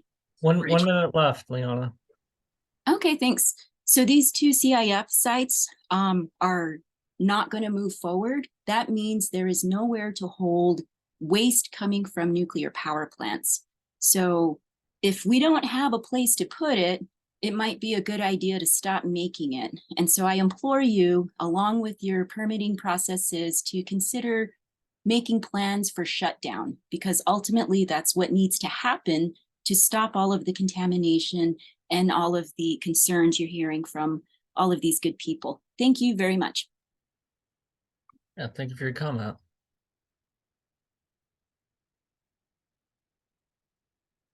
All right, next up is Jennifer Teed. And then after Jennifer is Gabriella Alcazar. So Jennifer, you are unmuted. You can begin when you're ready. Hi, thank you. My name is Jennifer Teed. I'm a lifelong resident of Michigan and proud to live in the Great Lakes state. Thank you, Eagle. You care about the same things I do, the environment, the Great Lakes, and energy. I am associated with many groups and organizations, but today I'm just speaking for myself and the children that I love, as well as those that I haven't met yet. This is their future. I was glad to hear today that part of your job is to ensure the Federal Clean Water Act. However, I can't believe that the pollution in Lake Erie is acceptable in the Clean Water Act, so maybe that act needs some revisions as well. Fermi 2 is polluting Lake Erie with toxic, dangerously heated wastewater. As I'm sure you know, the Great Lakes hold 21% of the world's fresh water. Some see this as a natural resource, others see the water as a relative. She certainly isn't endless. We have to care for her so she can continue to care for us and the other essential pieces of our ecosystem. I'm here to call on you, Eagle, to issue a new permit that include these protections. There must be thermal limits for Fermi 2 in alignment with the EPA recommendations. Regulation of radionuclide discharges to protect our drinking water. Fermi 2 must immediately stop discharging banned chemicals into Lake Erie. And just in closing, I can't get this visual out of my head, and I might be aging myself and you might be too young to remember this, but to me, it's as simple as Sesame Street. If you can take just a minute or 3 seconds to think of what grows and lives in and around Lake Erie, and then picture the pipes with the discharge from Fermi 2 going into that water, and then go back to Sesame Street days.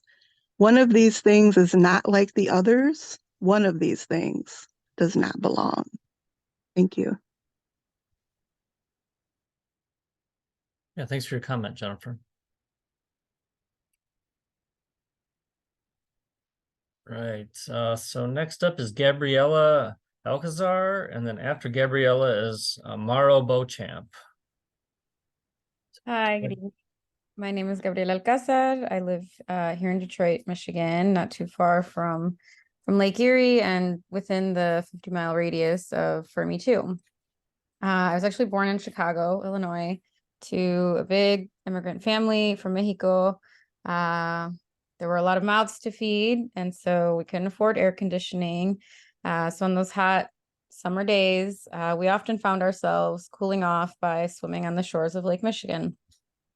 As I prepared to give public comment to y'all today, I thought of all the families who live on the shores of Lake Erie who don't feel that that's an option for them, who don't feel safe swimming in its waters, of all the plants and animals damaged by all the pollutants in it already, the perpetual algae blooms that afflict this Great Lake, as many have mentioned today.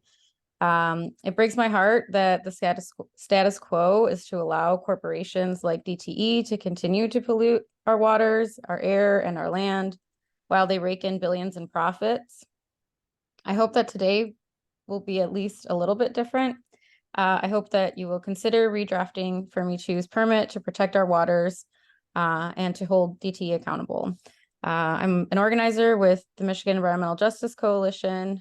We were a signatory to craft Citizens Resistance Against Fermi 2's opposition letter to this permit. As an organization, we work across the state and with our national partners to protect our land, water, people, and our planet from corporate greed. As our planet continues to warm and poor people, and particularly people of color, are disproportionately impacted by the effects of climate change, we continue to fight to live in a world that values our planet and our people over corporate profits. We believe that no matter where you live, no matter your skin color, and no matter how much money there is in your bank account, if you even have one, you should be able to afford and have access to clean water and clean energy. This includes the millions of people who depend on Lake Erie. And even though recent climate legislation passed here in the state might indicate otherwise, we know that nuclear power is neither clean nor is it safe. You see all of the data before you, the lists of hundreds of pollutants that DTE pumps into our lakes. That tells me, and I think it tells you, that it is not clean or safe. Fermi 2 is polluting Lake Erie with dangerously heated toxic wastewater, and I'm here to echo the call for you all to redraft Fermi 2's permit in order to protect our waters and our health and all the plant and animal life that depend on our Great Lakes. We don't need to give DTE another blank check to continue to pollute. What we need is thermal limits for Fermi 2 in alignment with EPA's recommendations. We need you to push your department to include regulation of radionuclide discharges to protect our drinking water, and for Fermi 2 to immediately stop discharging banned chemicals into Lake Erie. So again, please issue a new and revised permit that includes these protections, and thank you for your time today. Yeah, thanks for your comment. All right, next up, Monroe Beauchamp, and then after Monroe is JSN Bodart. All right, Monroe, you can begin when you're ready. All right, thank you. Hello, my name is Monroe Beauchamp. I'm speaking in allegiance with Craft Citizens Resistance at Fermi 2, and I'm a resident of Ann Arbor within the 50-mile zone of danger around Fermi 2. Like Mateo Alzate, I also hail from the armpit, and likewise have also fallen in love with Michigan for her natural beauty and waters. I am Chosei, a third-generation Japanese American. My mother's grandparents immigrated from the city of Hiroshima. You may recall the city was bombed by a United States nuclear warhead on August 6, 1945, killing between 70 to 126,000 civilians, including members of my family, and irradiating the city.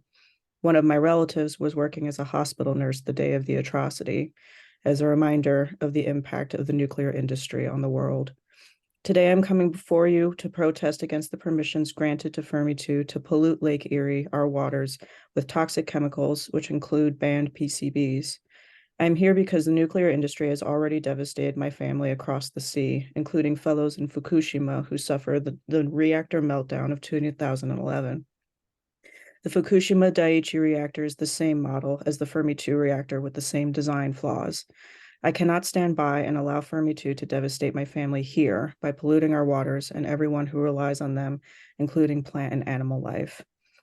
As many have said before me, I am asking for thermal limits for Fermi 2 in alignment with EPA recommendations for the regulation of radionuclide discharges to protect our drinking water and for all who drink from them, not just humans. For Fermi 2 to immediately stop discharging banned chemicals into Lake Erie, and that Eagle must issue a new and improved permit with these protections. Arigato gozaimashita. Thank you very much. Thank you for your comment. All right, next up, JSN Bodart, and then after JSN is Danny Williams. All right, looks like we have you unmuted. You can unmute yourself and begin when you're ready.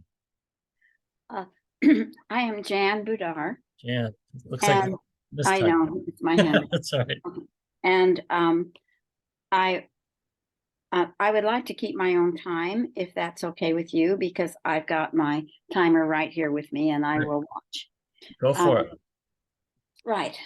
The things that I wanted to say have been said in spades.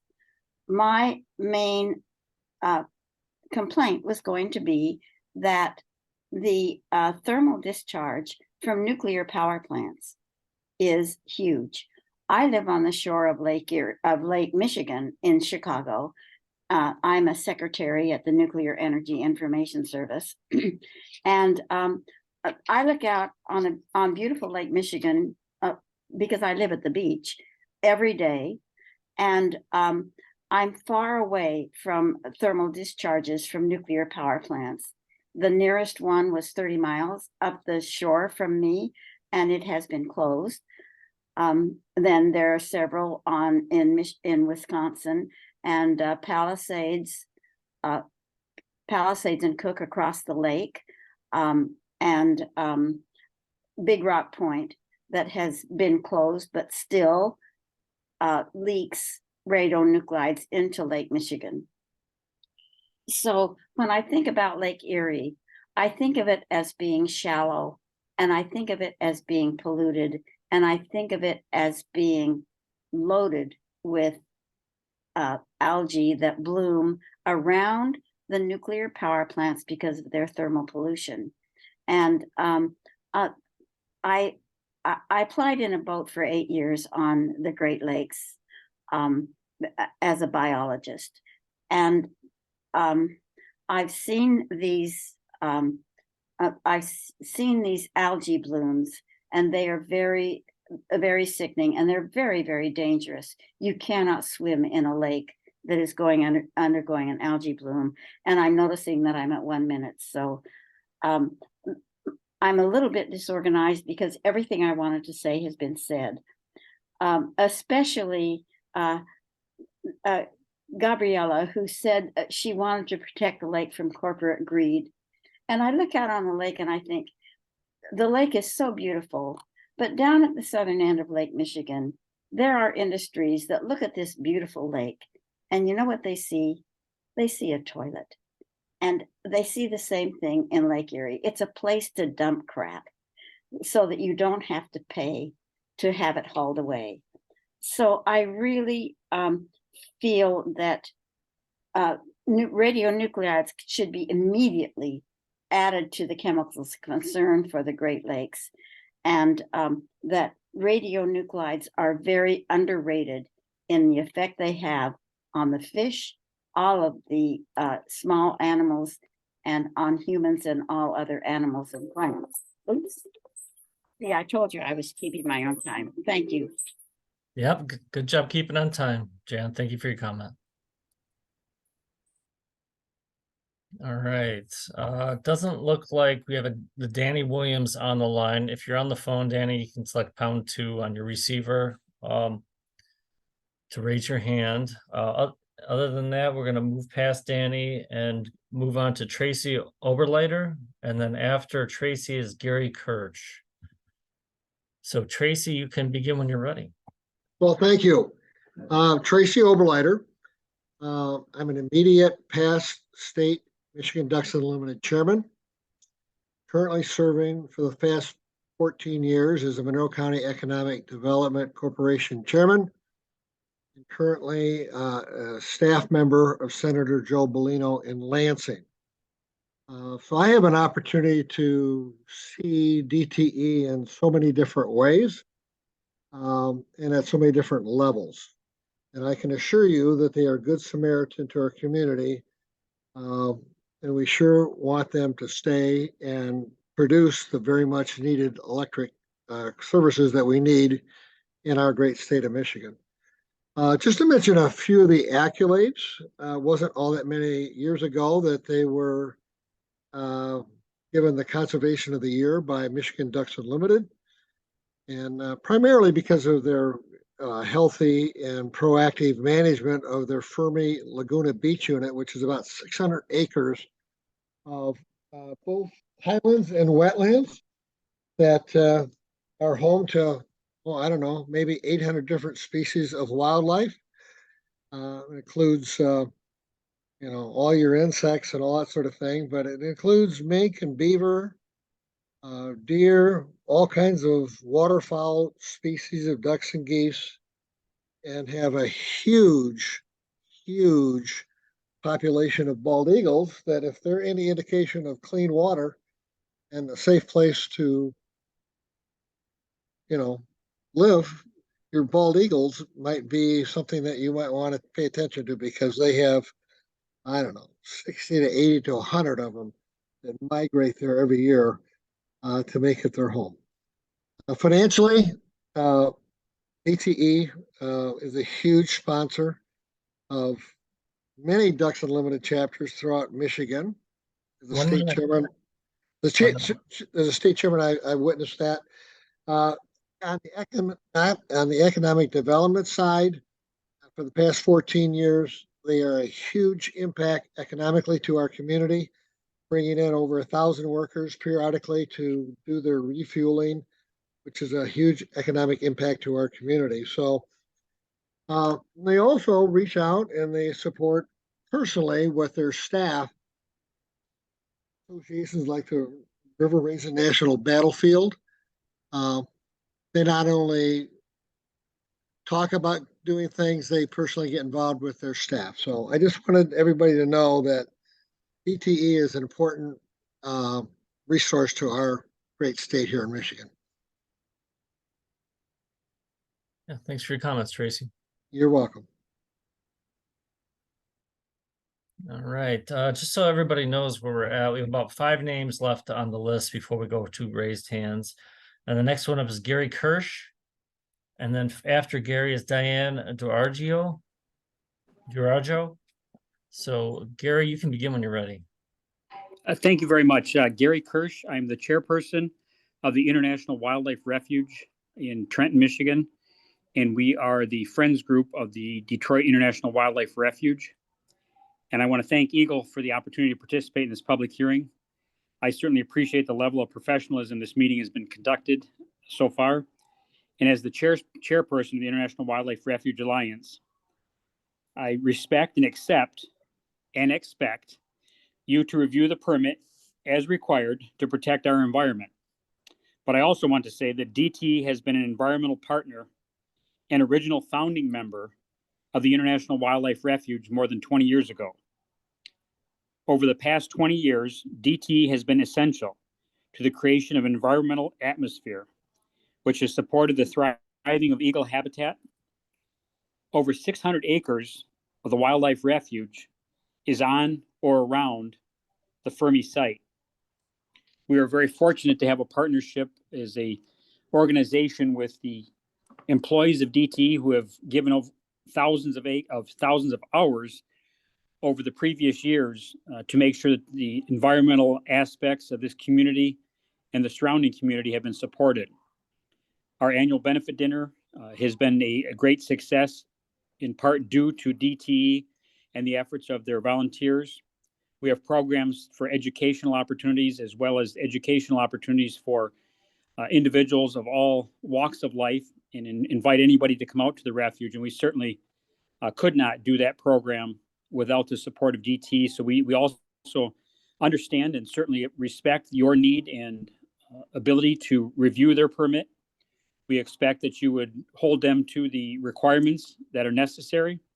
But we also believe that a voice has to be out there that the over 600 acres that they have specifically on their site has the establishment, as I previously said, eagles, muskrats, deer, herons, butterflies.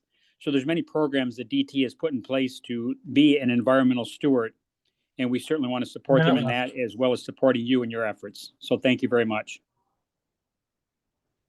Yeah, thanks for your comment, Gary. All right, next up is Diane Dargo. Diane Dorigo. Thank you. Sorry about that, Diane.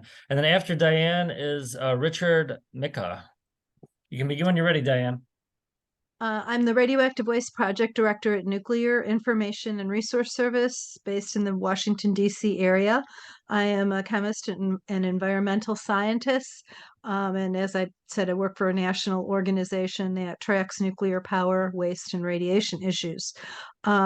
Personally, I grew up on Lake Erie, swimming, kayaking, drinking the water, and so forth. So it is close to my heart.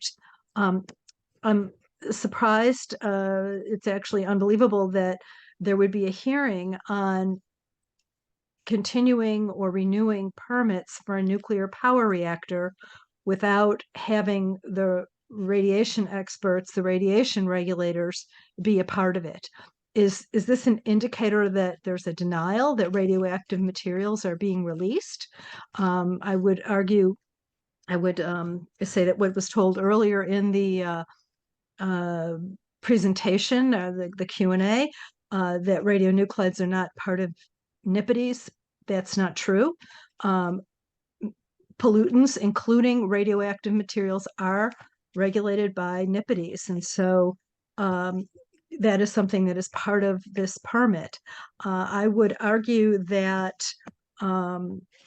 that the state really should reject the NPDES permit, that states can assert authority, that states can be more protective in some ways than the federal government. Although there are some preemptions, state agencies can and should assert their own authority.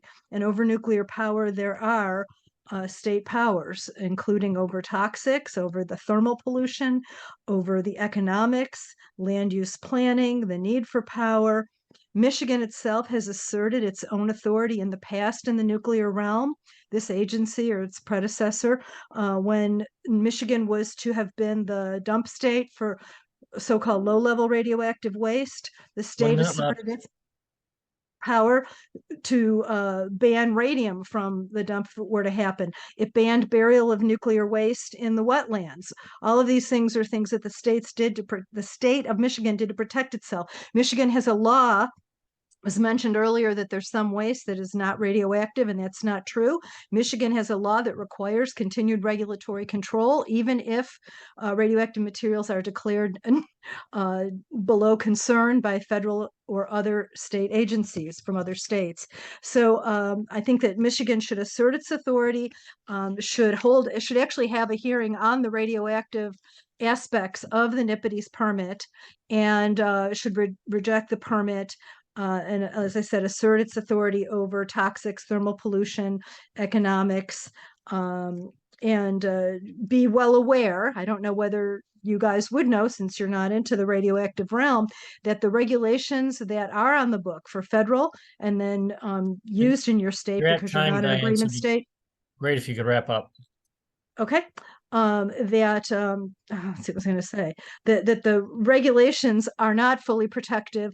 Women are 50% more likely to get cancer from the same amount of radiation as men. Children, babies, especially little girls, get 7 times or more cancer for the same amount of radiation, and the elderly. So the health effects of radiation are not, you're not being protected if you allow the federal levels, is what I'm saying there. So assert your authority, have a backbone, and please give us a hearing on the radioactive aspects of this. Thanks. Thanks for your comment, Diane. And reject the permit. All right. Next up is Richard Mika. And then after Richard is Maya Ponton Aronoff. Richard, yes, you can begin yes, when sir. you're ready. Thank you very much for having me. Can you hear me all right? Yep, we can hear you. Thank you, sir, very much. I'm a conservationist here in Southeast Michigan. I live in Monroe, right near Lake Erie on River Raisin. And there's a number of things that have been overlooked here during the conversation this evening. I happen to be a part of the Saginaw Bay to Western Lake Erie Blueprint project being conducted by the U.S. Fish and Wildlife Service and the DJ Case consulting firm. We're restoring wetlands all the way down from Saginaw Bay to the Maumee River in Ohio. And these wetlands, especially around Swan Creek, which includes the Fermi 2, are extremely important for clarifying the water and keeping it pure. And that I'm thinking that everybody has overlooked this situation.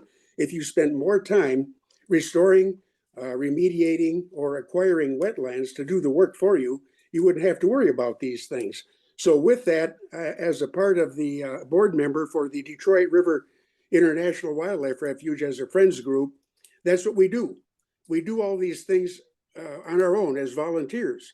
And there millions of dollars are spent on these areas of concern that need to be cleaned up. In fact, on the River Raisin, we spent over $2.5 million just cleaning up that river. It's unbelievable. So with that, gentlemen, thank you very much for having me this evening. And keep in mind that we're out there working. Don't never fear. We're going to solve the problem if there is one. Thank you very much. Yeah, thanks for your comment, Richard.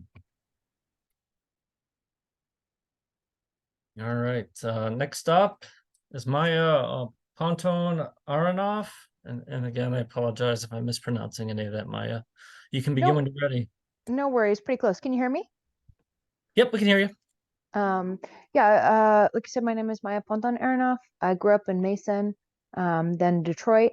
I also worked for, in the past year for short term for the Michigan Environmental Justice Coalition, working on fall solutions, the technologies that corporations are bringing to our communities under the guise of clean energy, but that actually increase pollution, increase health risks, and decrease the democratization of our energy. And nuclear is one of those.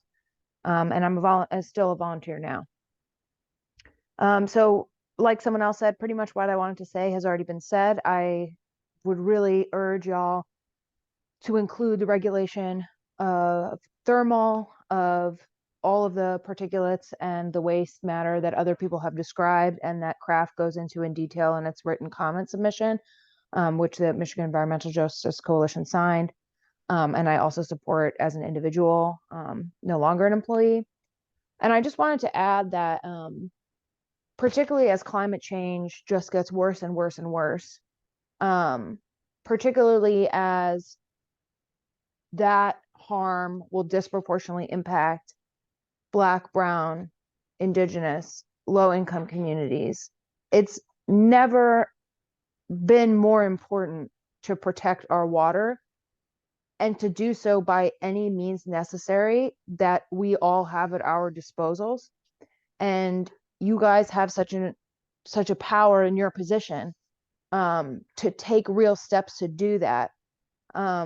Water is not only vital for the millions of people who rely on it for drinking water, to cool off on hot days, but our entire ecosystem revolves around access to clean, unpolluted, drinkable water. And to 1 minute continue left, investing. What?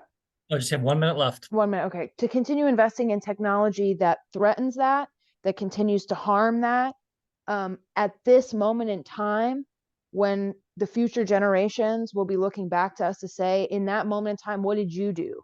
Did you do everything that you possibly could to protect the water for the next generation, to protect the air? And we have to be able to say, yes, we did everything we possibly could. So I'm urging you to do everything you possibly can in your position to protect the water now through regulation and to move us toward a place where we can completely get off of nuclear power, which has so many harmful mining and polluting impacts, and into a truly renewable energy space. And the last thing I'll say is that this past summer was so difficult, for all of our communities, everyone with health issues. For me personally in Southwest Detroit, I was sick almost the entire summer, from the air quality. And that's related, that's related to the water quality, the soil quality, the poison that's literally in every aspect of these vital things that we need to survive, especially in these low-income communities. And so I would once again urge you to let's have courage in this moment. Let's listen to frontline environmental justice leaders, and let's do whatever we can, and even beyond. Let's imagine, how have we never used the position that we're in now? And how can we use it differently in the future to stop this? Thank you so much. Yeah, thanks for your comment. All right, next up.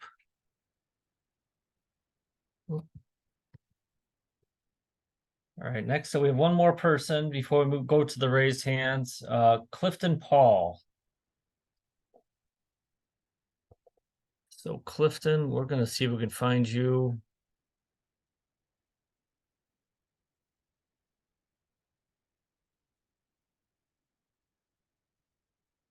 Right, I am not seeing. All right, I'm not seeing Clifton. All right, so thank you for your patience, everybody who has their hand raised. If you're on the phone, again, you can select #2, and we'll call on you based on your last 4 digits of your phone number. If you're at your computer, you can raise your hand in Zoom, and we're just going to go in the order of people who have their hands raised. Anyone who hasn't made a comment may still make a comment. We'll be here until we get through everybody. Right now I have 3 hands: Jesse, Collins, thank you for your patience, Jesse. You can unmute yourself and begin when you're ready. Greetings. My name is Jesse Pauline Collins, and I'm editor of Craft Times, a monthly newsletter which researches and reports on the Fermi 2 nuclear reactor and other climate issues.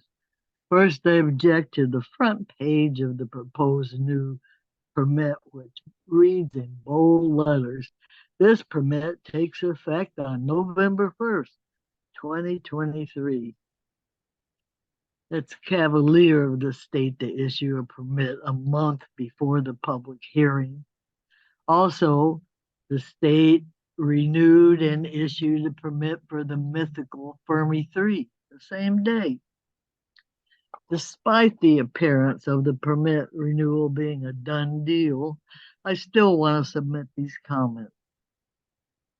The renewal of Fermi 2's permit offers many issues that hopefully have been discussed here tonight, but my comments focus on Fermi's degradation of Lake Erie's fish. Legally, Fermi 2 withdraws 45.1 million gallons of Lake Erie water each day to cool the reactor and then returns heated water with added poisons to the lake. Along with that 45.1 million gallons of water, Fermi 2 also sucks in fish and fish larvae. During DTE's licensing process for Fermi 3, DTE did a 9-month study entitled Estimated Numbers of Fish Impinged by the Fermi 2 Cooling Water Intake. The study showed that 3,102 live fish were sucked up, along with over 62 million fish eggs and larvae. Let that sink in. If that many fish were murdered in less than 1 year, how long will good fishing in Lake Erie continue? Got about a minute left, Jesse. And is DTE aware of the daily fish kill? Here's a quote from the application. The withdrawal of cooling water removes and kills hundreds of billions of aquatic organisms from waters of the United States each year, including fish, shellfish, fish eggs, and larvae. And that's on page 31 of the application under cooling water. The National Wildlife Federation and Michigan Conservation Club has a booklet, Changing Seasons, that tells us there are more than 14 million licensed anglers in Michigan. Fishing in the Great Lakes comprises a $2.3 billion industry. It'd be a shame to lose that. The booklet. Jesse, you're at time, so it'd be great if you can wrap up your comments. Okay, yes. Alrighty. To summarize, thousands of live fish and millions of fish eggs and larvae are being killed continually by a facility heating up the shallowest of the Great Lakes and attracting invasive species and jump-starting algae blooms. Water is life, and the improvement of Lake Erie should be the goal here with this new permit, not more degradation. Thank you. Yeah, thanks for your comment, Jesse.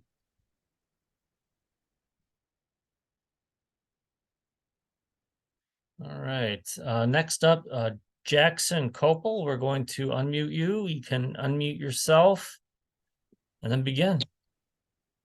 Very good. Can y'all hear me all right? Yep, we can hear you. Cool. Thanks for the opportunity to comment. My name is Jackson Copel. I serve as an expert witness for Solidarity and We Want Green 2 in proceedings of the Michigan Public Service Commission, presently representing them in DT Electric's rate case. I'm providing a comment to highlight the connection between DT's accountability to ratepayers, that is probably most of the people on this call, and the opportunity to hold them accountable in this permit process. In case 21297, DT requests recovery from ratepayers of just over $10 million in memberships in nuclear-related organizations. 9.8 million of these are legally required memberships in the Institute for Nuclear Power Operators and the U.S. Nuclear Energy Regulatory Commission. They request an additional 578,000 for the Nuclear Energy Institute. In Exhibit A27, Schedule Q1, DTE describes that the value of these memberships is substantially related to public and worker safety. When I read the comments of Kraft from October 20th, I was disturbed to read that DTE's permit application was initially incomplete and there was administrative continuance of their existing and overly permissive permit. Given that we're all being billed for about $10 million worth of memberships annually, ostensibly for this purpose, this is an unacceptable dereliction of the utility's responsibility and a disregard for the public interest. And EGLE has an opportunity to hold DTE accountable for its failure to meet legal standards associated with public safety, even after billing us for the capacity to meet those standards. Others have provided thorough comment on the environmental and health concerns impacted by this permit process. I hope that my comment suffices to remind EGLE that DTE has no shortage of capacity to meet its legal responsibilities that are funded through our energy bills, and they have failed to do so anyway. I strongly urge EGLE to hold DTE accountable to the procedural failures outlined in Kraft's letter and take their recommendations to establish an appropriately protective and rigorous NPDES permit for Fermi 2. And finally, I will just highlight, first and foremost, DTE is a utility that generates power and is responsible for doing so reliably and affordably. And anything they do with the money they take from us and then get a tax break on for doing conservation work is fundamentally irrelevant to this proceeding. Thank you for the opportunity to comment. Yeah, thank you for your comment.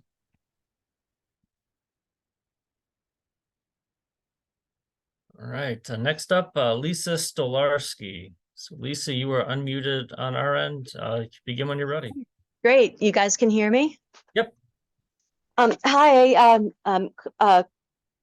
I'm here from the Highland Park Water Advocates. I live in Highland Park, Michigan, and I grew up on the other side of Lake Erie, close to Erie, Pennsylvania.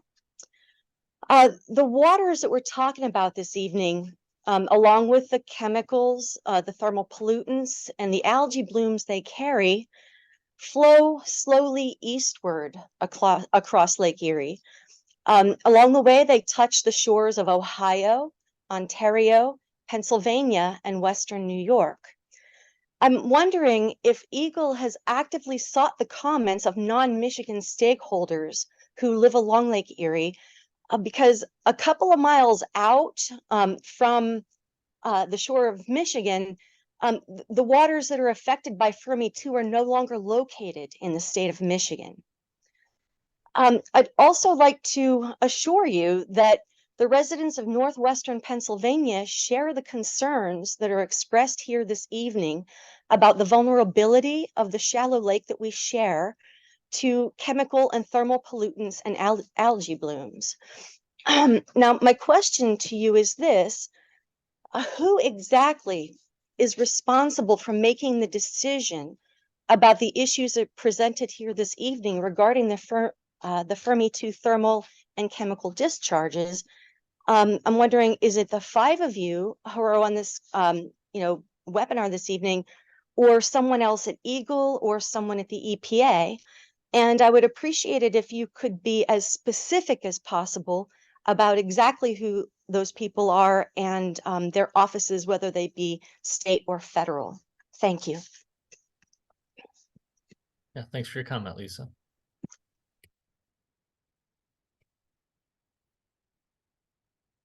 All right. Next up is Graham Denton. Graham, you can begin when you're ready. Can you hear me okay? Yep. Hi, my name is Dr. Graham Denton. I live in Newport, Michigan. And I wasn't going to speak because of everyone else who has already went over everything in expert form pretty much. I guess the only thing I can add is context and maybe ask a few general questions that maybe have or haven't been asked. I grew up in Monroe most of my life, and like others, was taught not to eat the fish from it. I certainly wouldn't swim in Lake Erie, and I wouldn't let my son swim in it.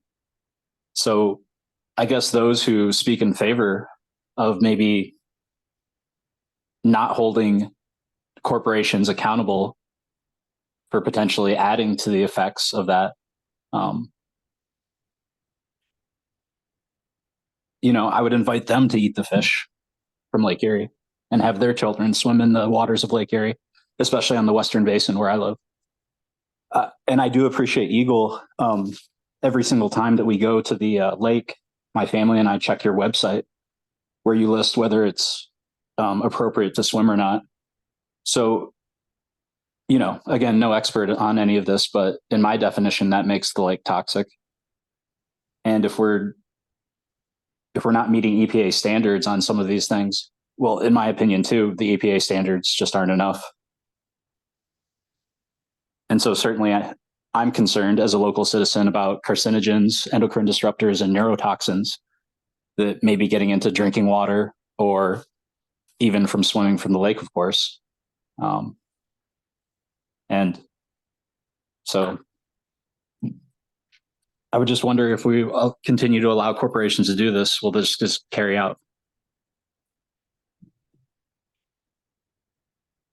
And I certainly hope for a time where potentially we could all come together and limit corporations from doing these types of actions. So, thank you. Yeah, thanks for your comment, Graham. All right. Are there any other comments out there from people who have not yet made a comment? Again, you can raise your hand in Zoom at the bottom of your screen. If you're logging on by computer, if you're on the phone, you can select #2 on your phone, and that will raise your hand in Zoom. If we don't have any further comments, what we'll do is we will close out the hearing, and then we'll provide those other ways to make a comment, followed by who to contact for additional questions, if you have additional questions related to the NPDES program, the permit application, draft permit, and so forth. So with that, I'm not seeing any other raised hands, so I'm going to go ahead and close out the hearing for tonight. Read closing statement. And so as a reminder, the public comment period for accepting written comments is open till December 1st, 2023. The department will consider all comments received. Written comments may be submitted online in our MI0037028 database. A link is being provided in the chat directly to the comment submittal form.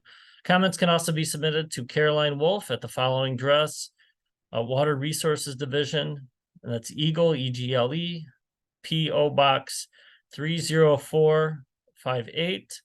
And that's Lansing, Michigan, 48909-7958. Thank you for your comments and cooperation. We appreciate your interest and that you took the time to be here today. The public hearing is now closed. Thank you again.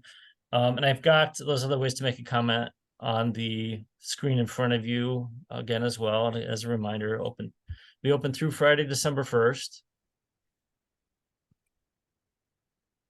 Right. If you have further questions, you can contact Caroline Wolf, who's the industrial permit writer. Caroline can be reached at 517-930-7082. And that's 517-930-7082, or at wolfc5@michigan.gov. That's WOLFC5@michigan.gov. All right, that about wraps us up, but I'm wondering, Tarek, do you have any closing comments for us tonight? Yes, thanks, Ryan. First, I just want to address one of the comments that Jesse Collins made about the date, the November 1st date on the cover page. That was just a placeholder that we put in the permit originally, just because we wanted to make sure we didn't issue it prior to that date. So that was just a draft date that was included. If the permit is reissued, the expectation is that it'll take effect like a month or two after the issuance date. And then just want to thank everyone for coming out and participating in our public meeting, in our public hearing this evening. I appreciate you taking time out of your evening and spending time to go through this process with us. We appreciate your participation. So we'll go back and we'll evaluate the comments that we received. We'll evaluate all the comments received during the public notice period and anything submitted through December 1st. And then we'll evaluate the permit conditions and make a final permit decision.